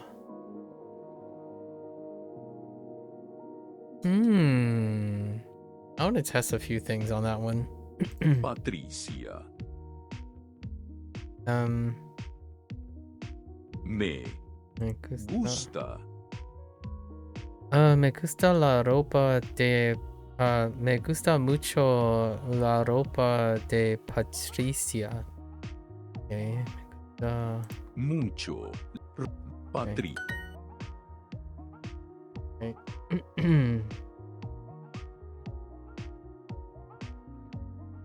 Tus zapatos.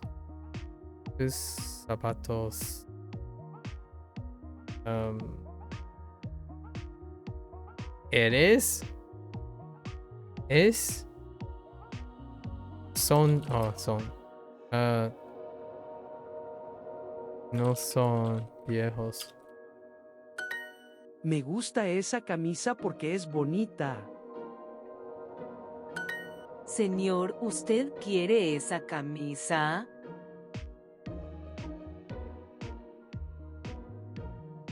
Excuse me? Señor, ¿usted quiere esa camisa? Oh. Okay, hold up. I want to know usando carretera de mi mamá. I want to know. Oh, I forgot the viejo. Again.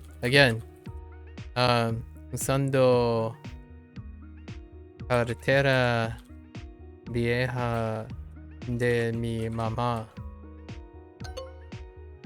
So they don't like that. But what about me? Let's do. Oh, they want an article there. Okay, that's fine. But what if I added an article? Carretera de mi vieja de mi mamá.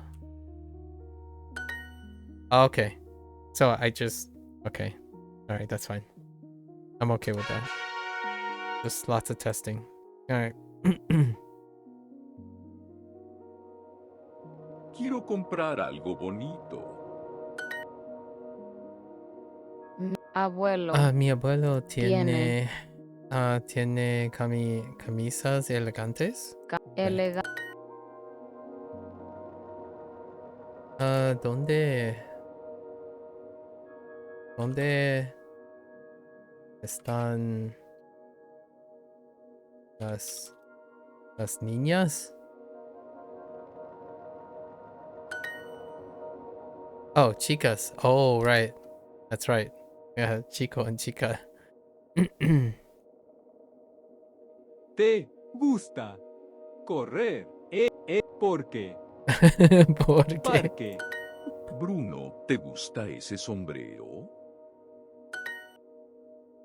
Mis pantalones Viejos. Botas viejas. Okay. Yo quiero comprar más chocolate. Bruno, te encanta Excuse nadar. me. Siempre estás en la piscina. ¿Quieres ir hoy con...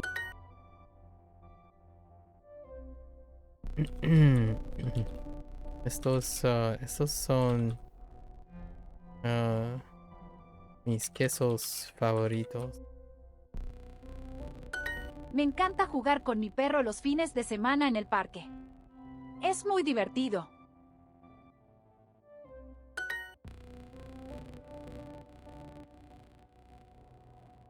A la piscina. Tengo una falda nueva.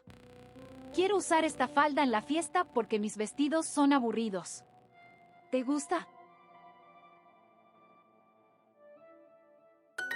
¿Te gusta la música de Madonna?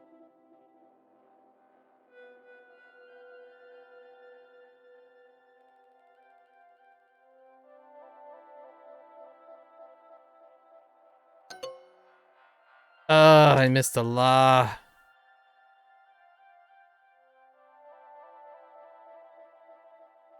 Me gusta el pastel de chocolate.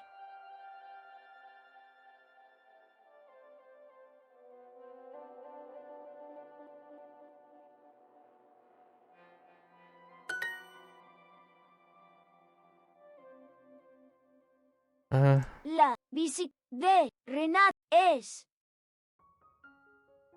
roja. Yo creo que nadar es divertido.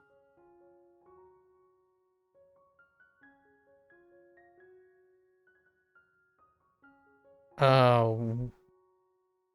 Yo creo que nadar es divertido.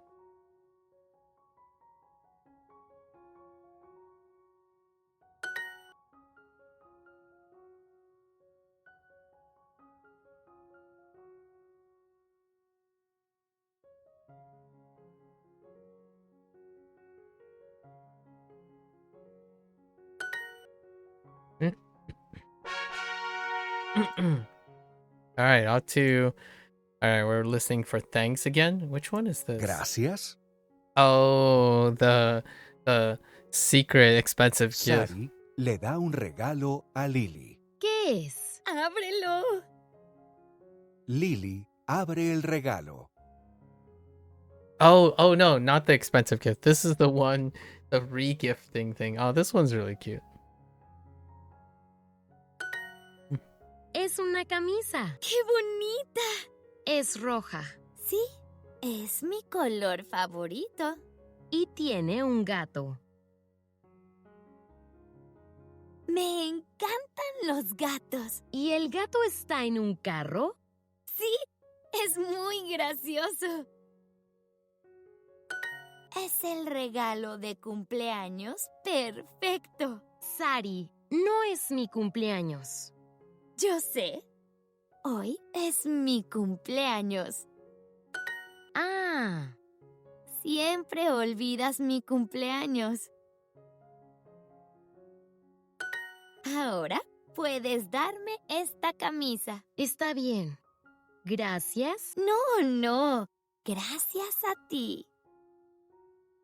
Camisa. Carro. Gracioso. Gracioso. Yeah, gracioso. Yeah.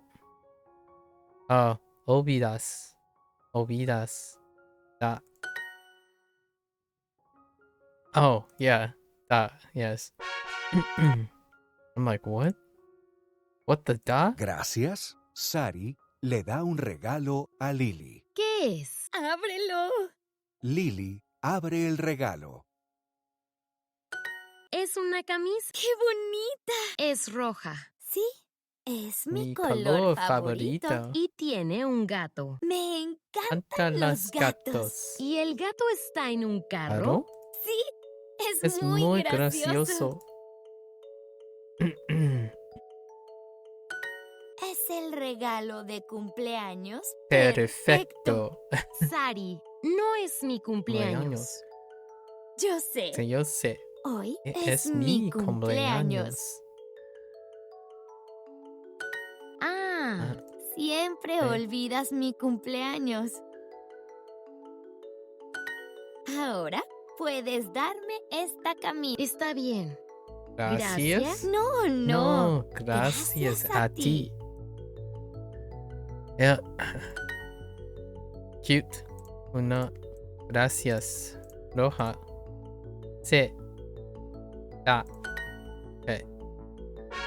It's a really cute one. Most of those stories, I really like those stories. Alright. Yo no tengo el número de Julia. Mi esposa es muy baja. No es muy baja. Mi novia no es americana. Okay. Juan. Juan no Escribe el mensaje. No, el señor Albert no es mexicano. Señor Albert no es americano. Él. Oh, mexicano, no americano. Peace. Pedro, no. La fiesta no es el sábado.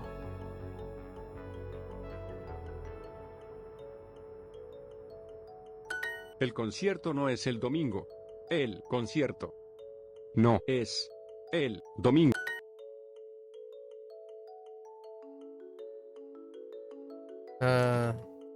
No escribo.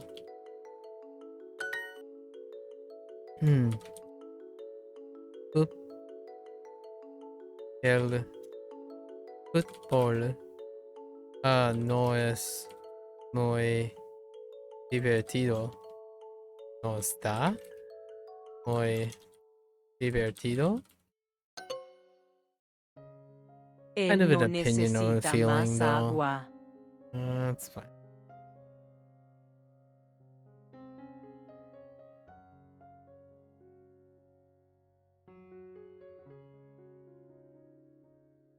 El niño no necesita un carro.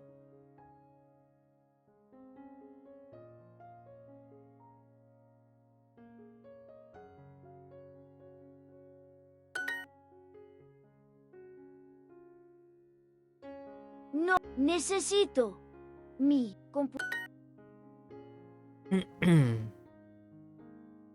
No tiene computadoras.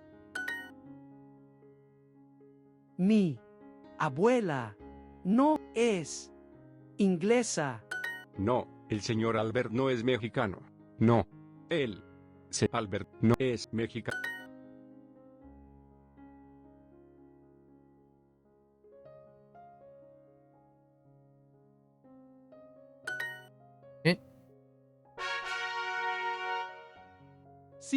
Sí, yo quiero ser maestro de francés. El número de teléfono. Trabajo con unos hombres de Argentina. Nosotros somos de la ciudad.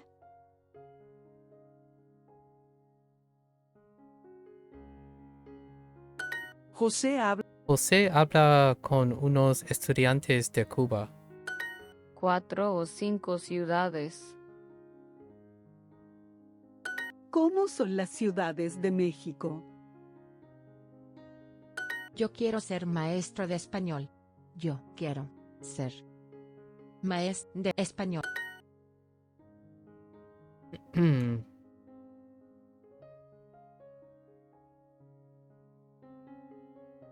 Yo vivo en una ciudad. Yo vivo en una ciudad. Yo no tengo el número de Julia. Yo no tengo el número de Julia. Ellas son mujeres.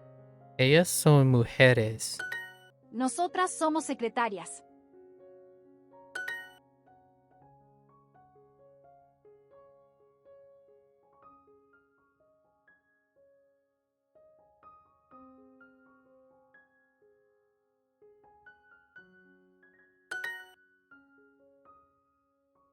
Ustedes, ustedes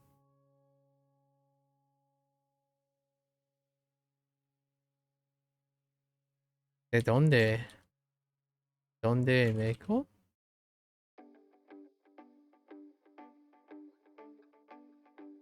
Oh, no, no. Ustedes son de México.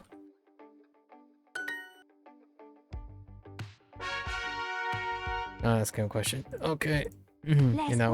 La escuela quiere comprar unas computadoras. Ella no tiene un celular.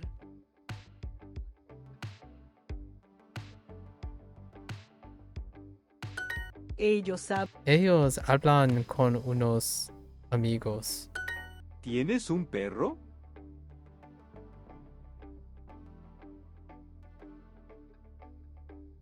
Nosotras somos Carla y Ana.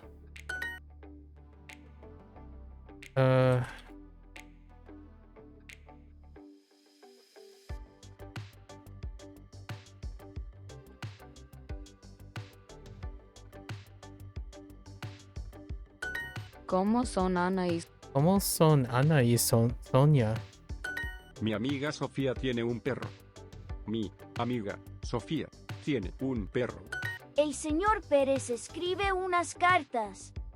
La escuela quiere comprar unas computadoras. La escuela quiere comprar un computador. ¿De dónde son ellas? Mi hermano y yo somos de París. Nosotros hablamos francés y estudiamos español básico en la escuela. El español es difícil. Yo estudio las ciudades de México.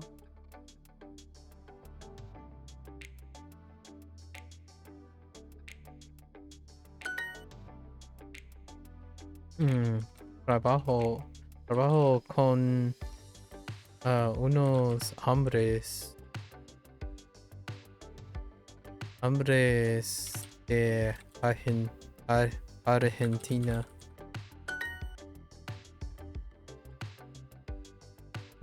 Estudio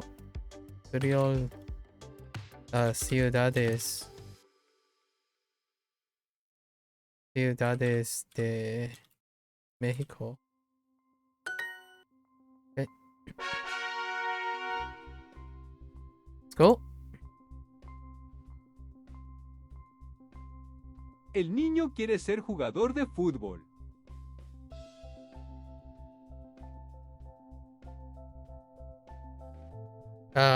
¿Quiere ser el jugador de fútbol? ¿Del fútbol?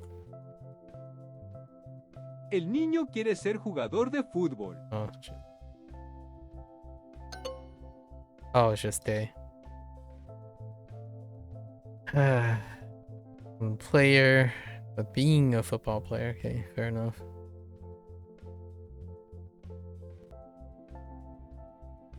Ellas son mujeres de Francia. The women. Carmen es una doctora or médica or es médica. You don't need a profession. Yeah, profession don't need that.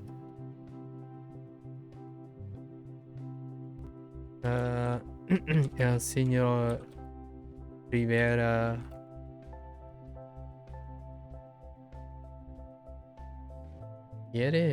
¿Quieres unas vacaciones?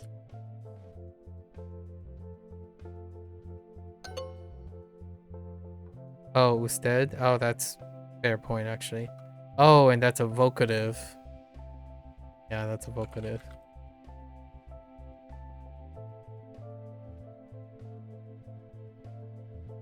Estudian.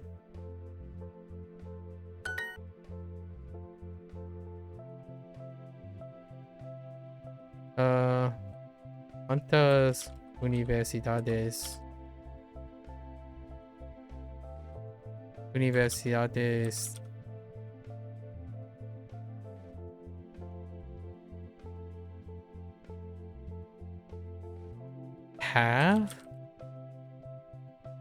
tiene Boston? Yo vivo en una ciudad.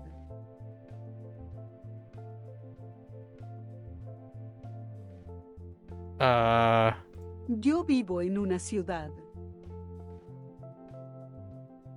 En una. Okay. Pedro y Juan. ¿De dónde son? ¿Por qué trabajas los fines de semana? Trabaja en el fin de semana. ¿Por qué trabajas los fines de semana? Oh.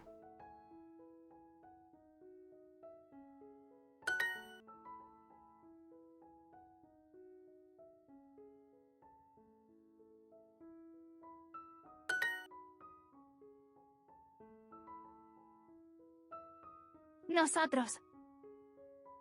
No. Somos. México.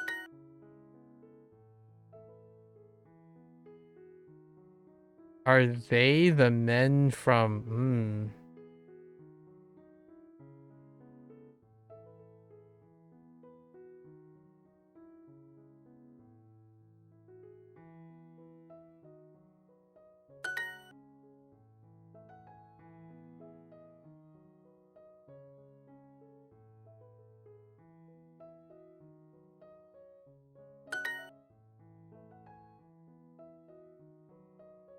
Señora.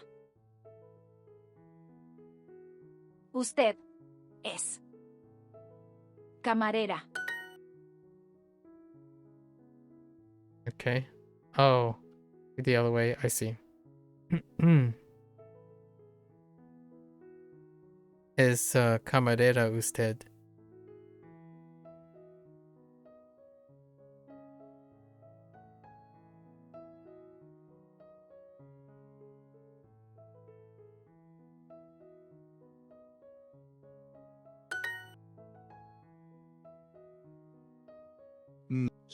Joder.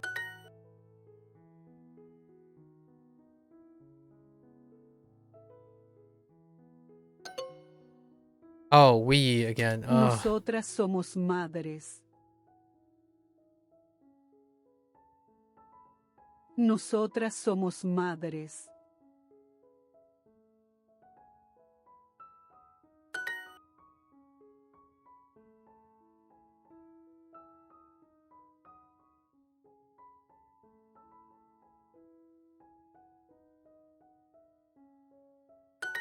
Nosotros no somos jugadores de fútbol.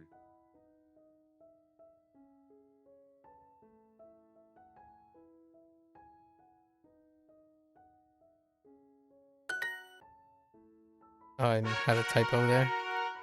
Okay. Okie dokie. Alright. What do we got? Favorite things. Welcome back to Lily and Strangers, where I'm forced to talk to people I don't know.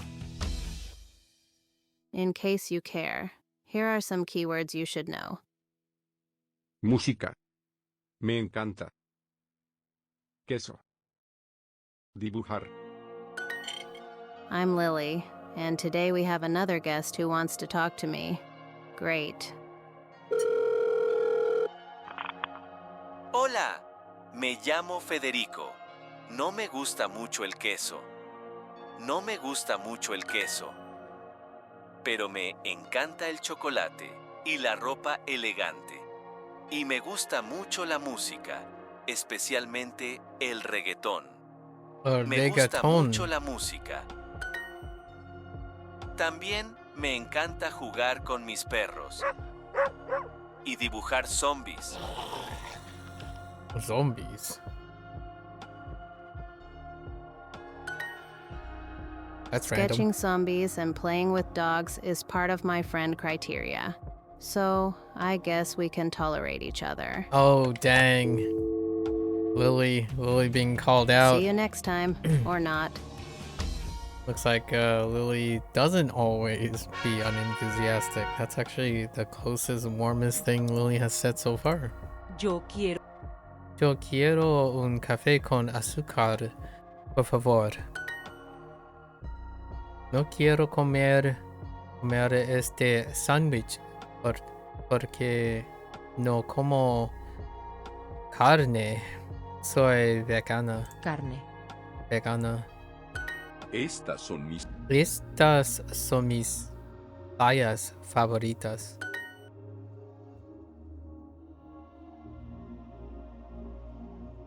Queremos dos sombreros bonitos. Me gusta mucho el sombrero. Me gusta mucho el sombrero rojo. Sombrero.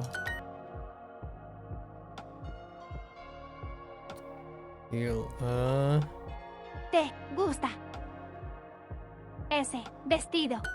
Yo quiero comprar más chocolate. Chocolate.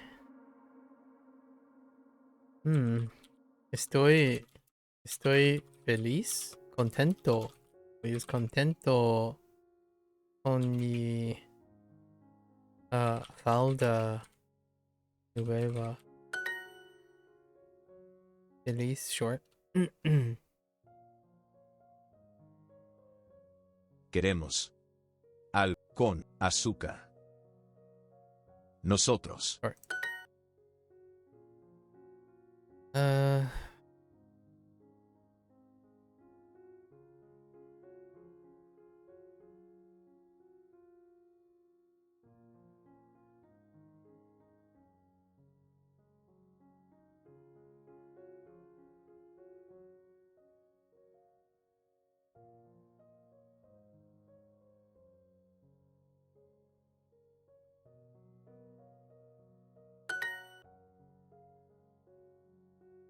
Este vestido es bonito, pero grande.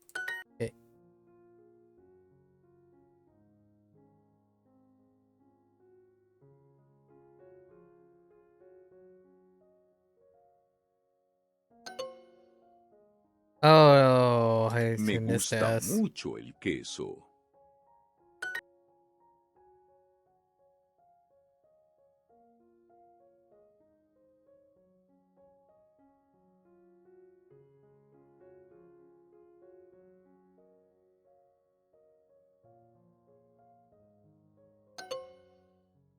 Oh, whoops, wrong demonstrative.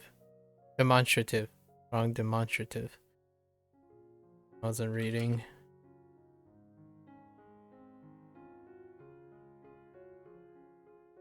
I really need to. I dislike plural and singular in English. Well, too spoiled off of the other two languages at this point.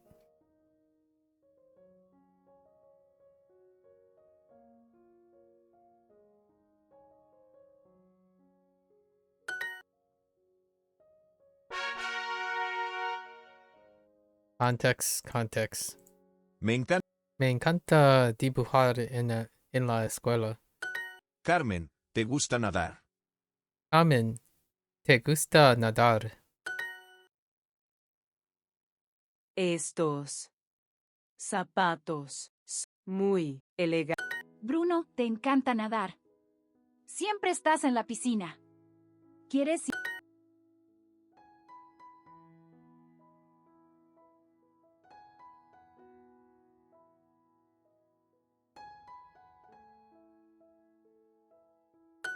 Me encanta el chico nuevo de la escuela, Terel.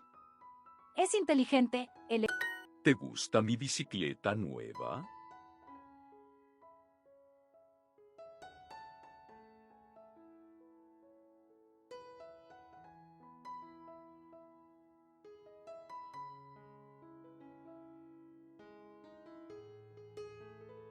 ¿Te gusta mi bicicleta nueva? Amanda, me gusta tu ropa. Creo que tu sombrero nuevo es muy elegante y tu vestido es muy interesante.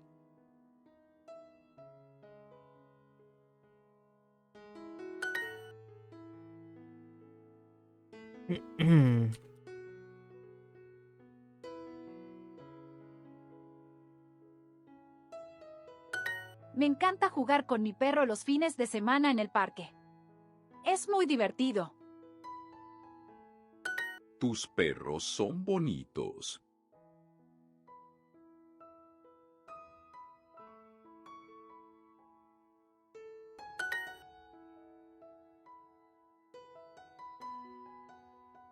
Me gusta la de Madonna. ¿Dónde están las chicas?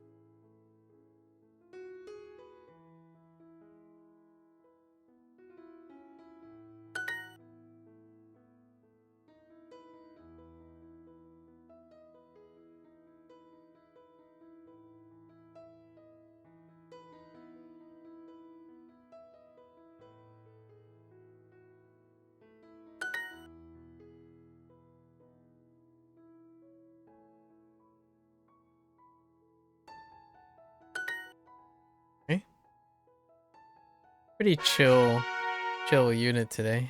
Pretty chill.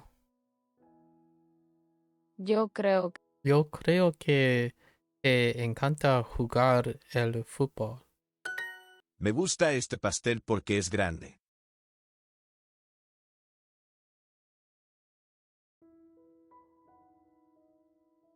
No, wait, that's not. Me gusta este pastel porque es grande.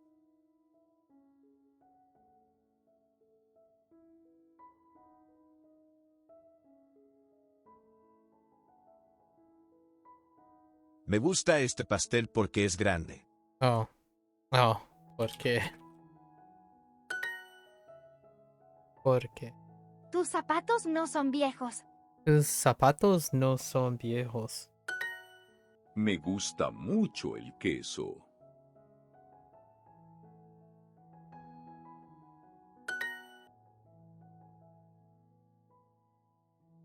Me encanta dibujar en la escuela.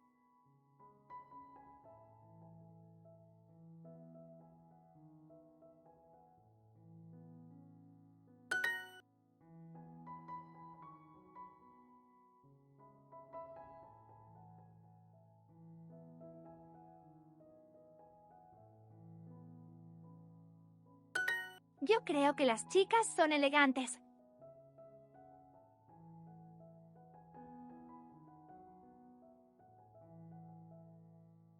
Oh, what? Yo creo que las chicas son elegantes.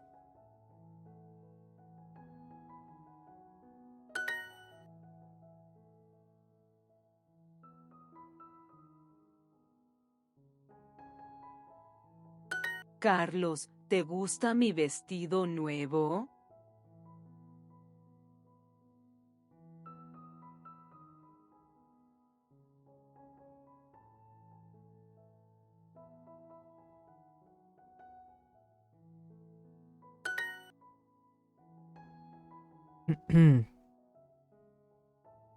Me gusta mucho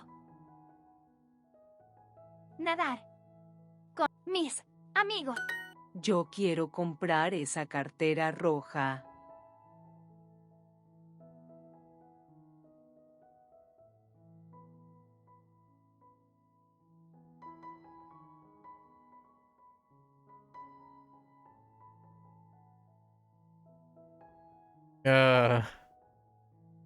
Yo quiero comprar esa cartera roja. Oh.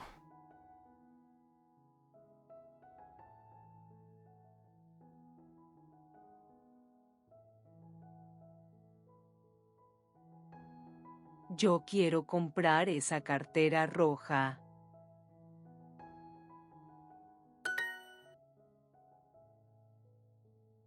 La ropa dúo es elegante. La camisa es bonita pero muy pequeña. Wait, what clothing? Duo's clothing is always elegant? What clothing? La camisa es bonita pero muy pequeña.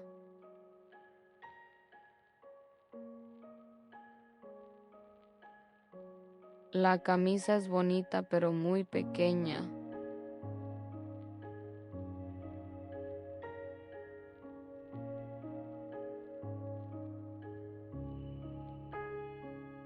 Wait. La camisa es bonita, pero muy pequeña.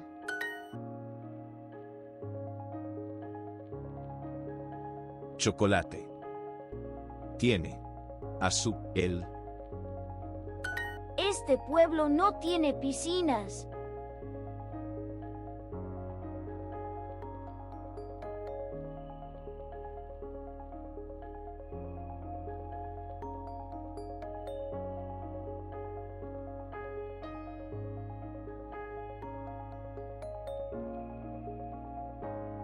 Este pueblo no tiene piscinas.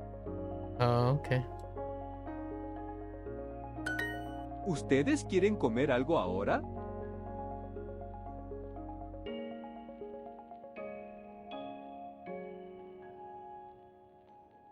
¿Ustedes quieren comer algo ahora?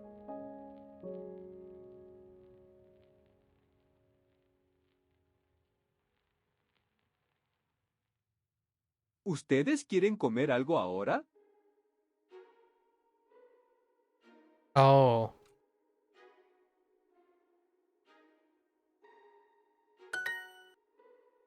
I'm like, what is going on? Hey.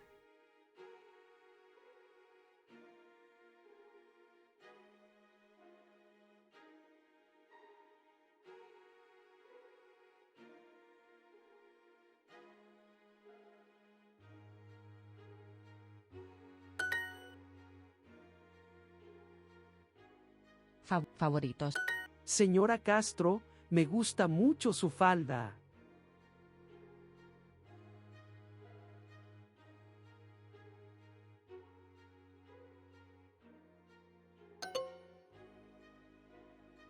Oh, you little butthead. Yo creo que te encanta jugar al fútbol. Yo creo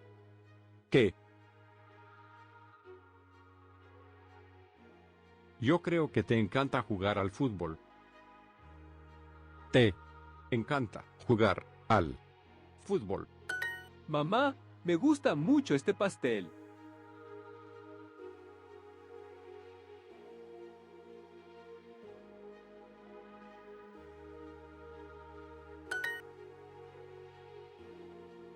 Los So dirty.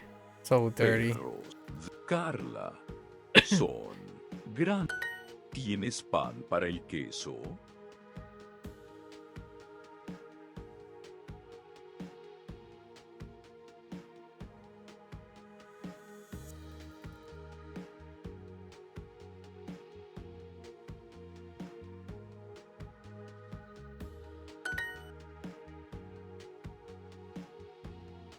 Yo creo que las chicas son elegantes.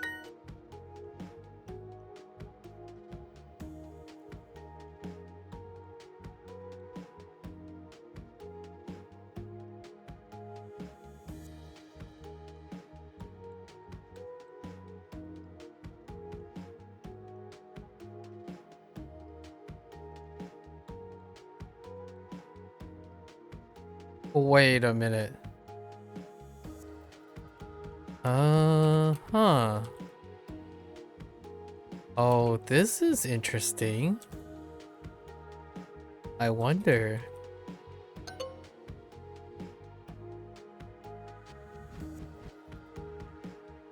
That is not great. That sentence is not great. ¿Te gusta la música de Madonna? That is a bad sentence, I would say. That is an ambiguous sentence. ¿Te gusta la música de Madonna?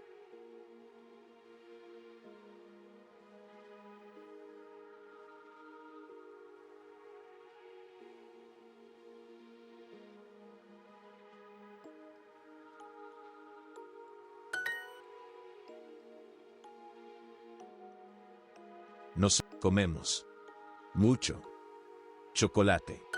Miguel, necesitas azúcar en tu café.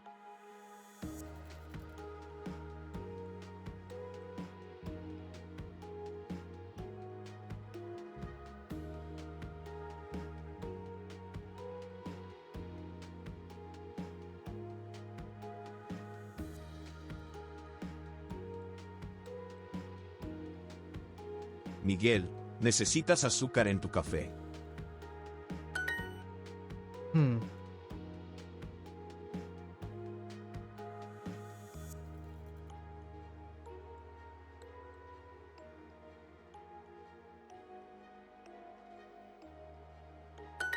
No quiero nadar, pero quiero correr.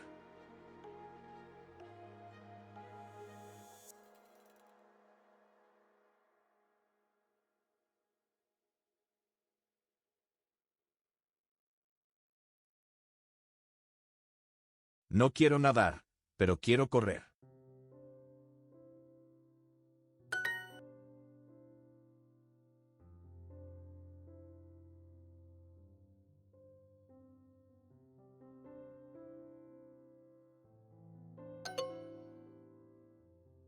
Oh my gosh, it's we again. Señora Castro, me gusta mucho su falda. I think that's the third time that's happened when I'm trying to internalize it.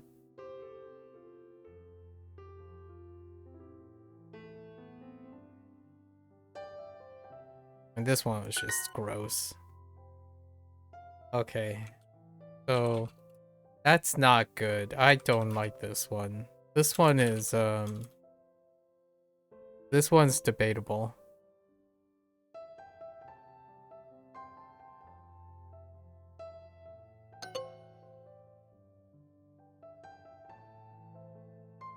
Oh. Yeah, this one's debatable in English.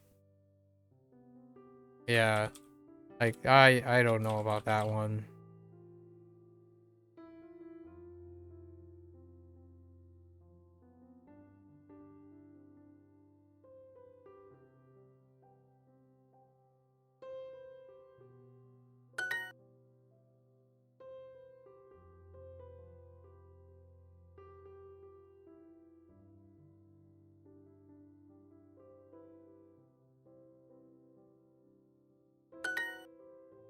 Yeah, that one's very debatable.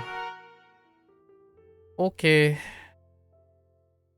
So, we have quite a few actually. Música. Is there anything that pairs with música? No. Viejo. Is there anything that pairs with viejo? No. Música might pair with dibujar.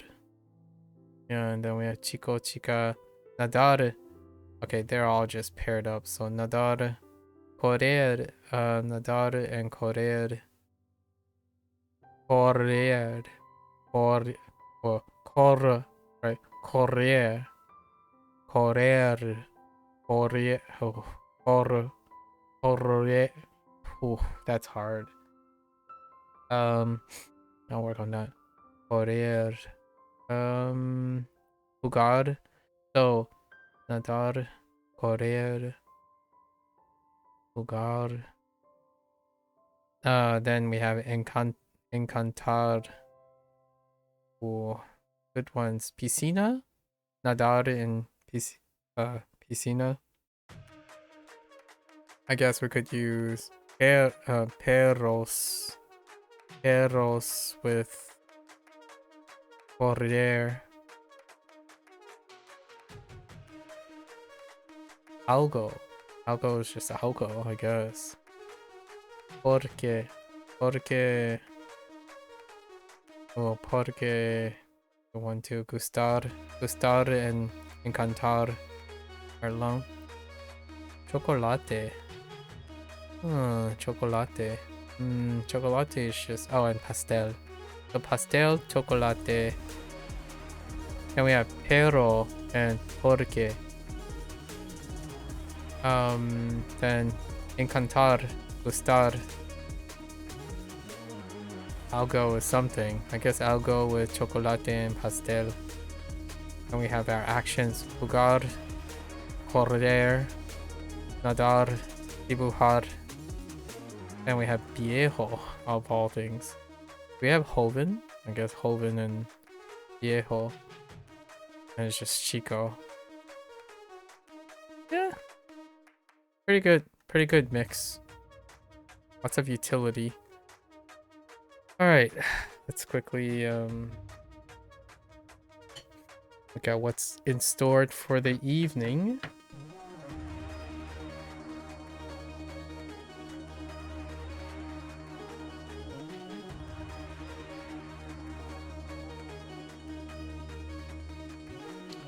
What do we have for the evening here? Looks like nothing has changed. Alright, so we have pod 1, just the hat. That is definitely Oscar. Oscar.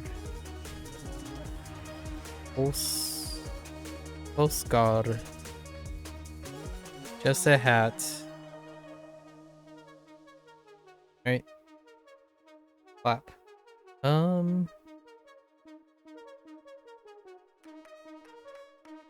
Pod 2. Sweet bakery talk. Not that type of sweet. Literal sweet. Sweet bakery talk.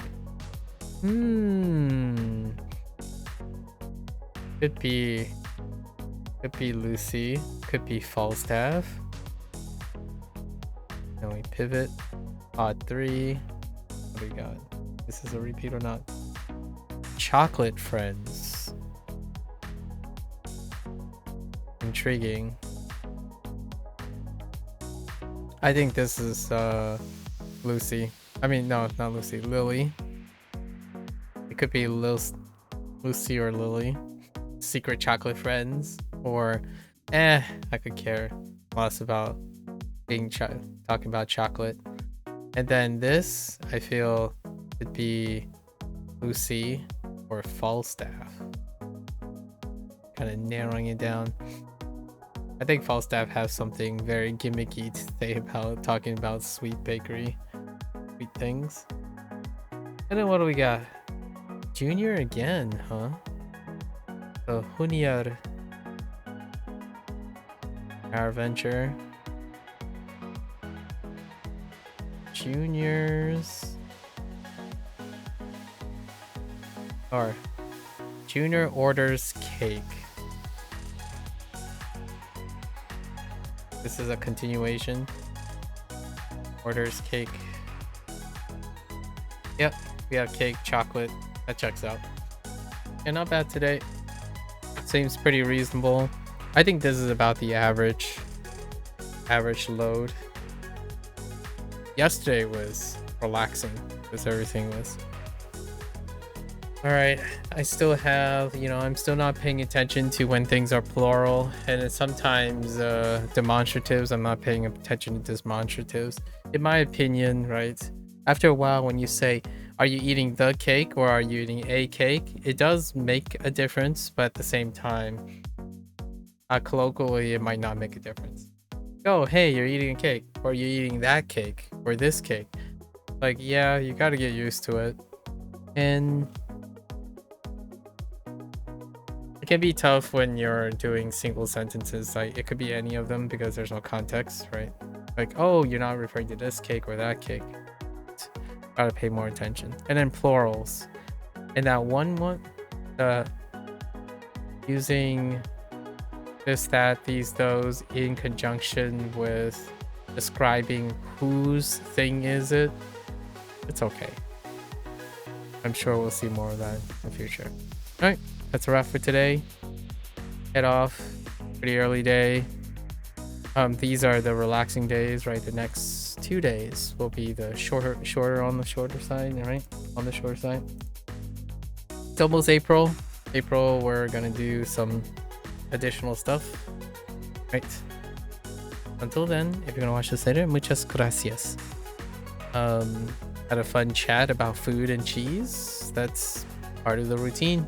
Duolingo brings up the food chat all the time, right?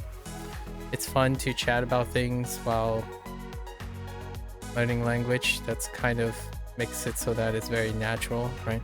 Natural in learning. Always have to distinguish that because personally, I would prioritize natural in discussion before natural in anything else, right? If you're not incentivized to talk about things, then in my opinion, that supersedes being natural in anything. like the mechanics of anything, personally. Always feel free, welcome to follow along or share your hot takes. As always, remember to be ready to discuss, right? Hot takes equals discussion. Or just tell me about things. That's perfectly fine. Until next time, stay safe, stay healthy. I'll catch you guys on the next one. Hasta luego.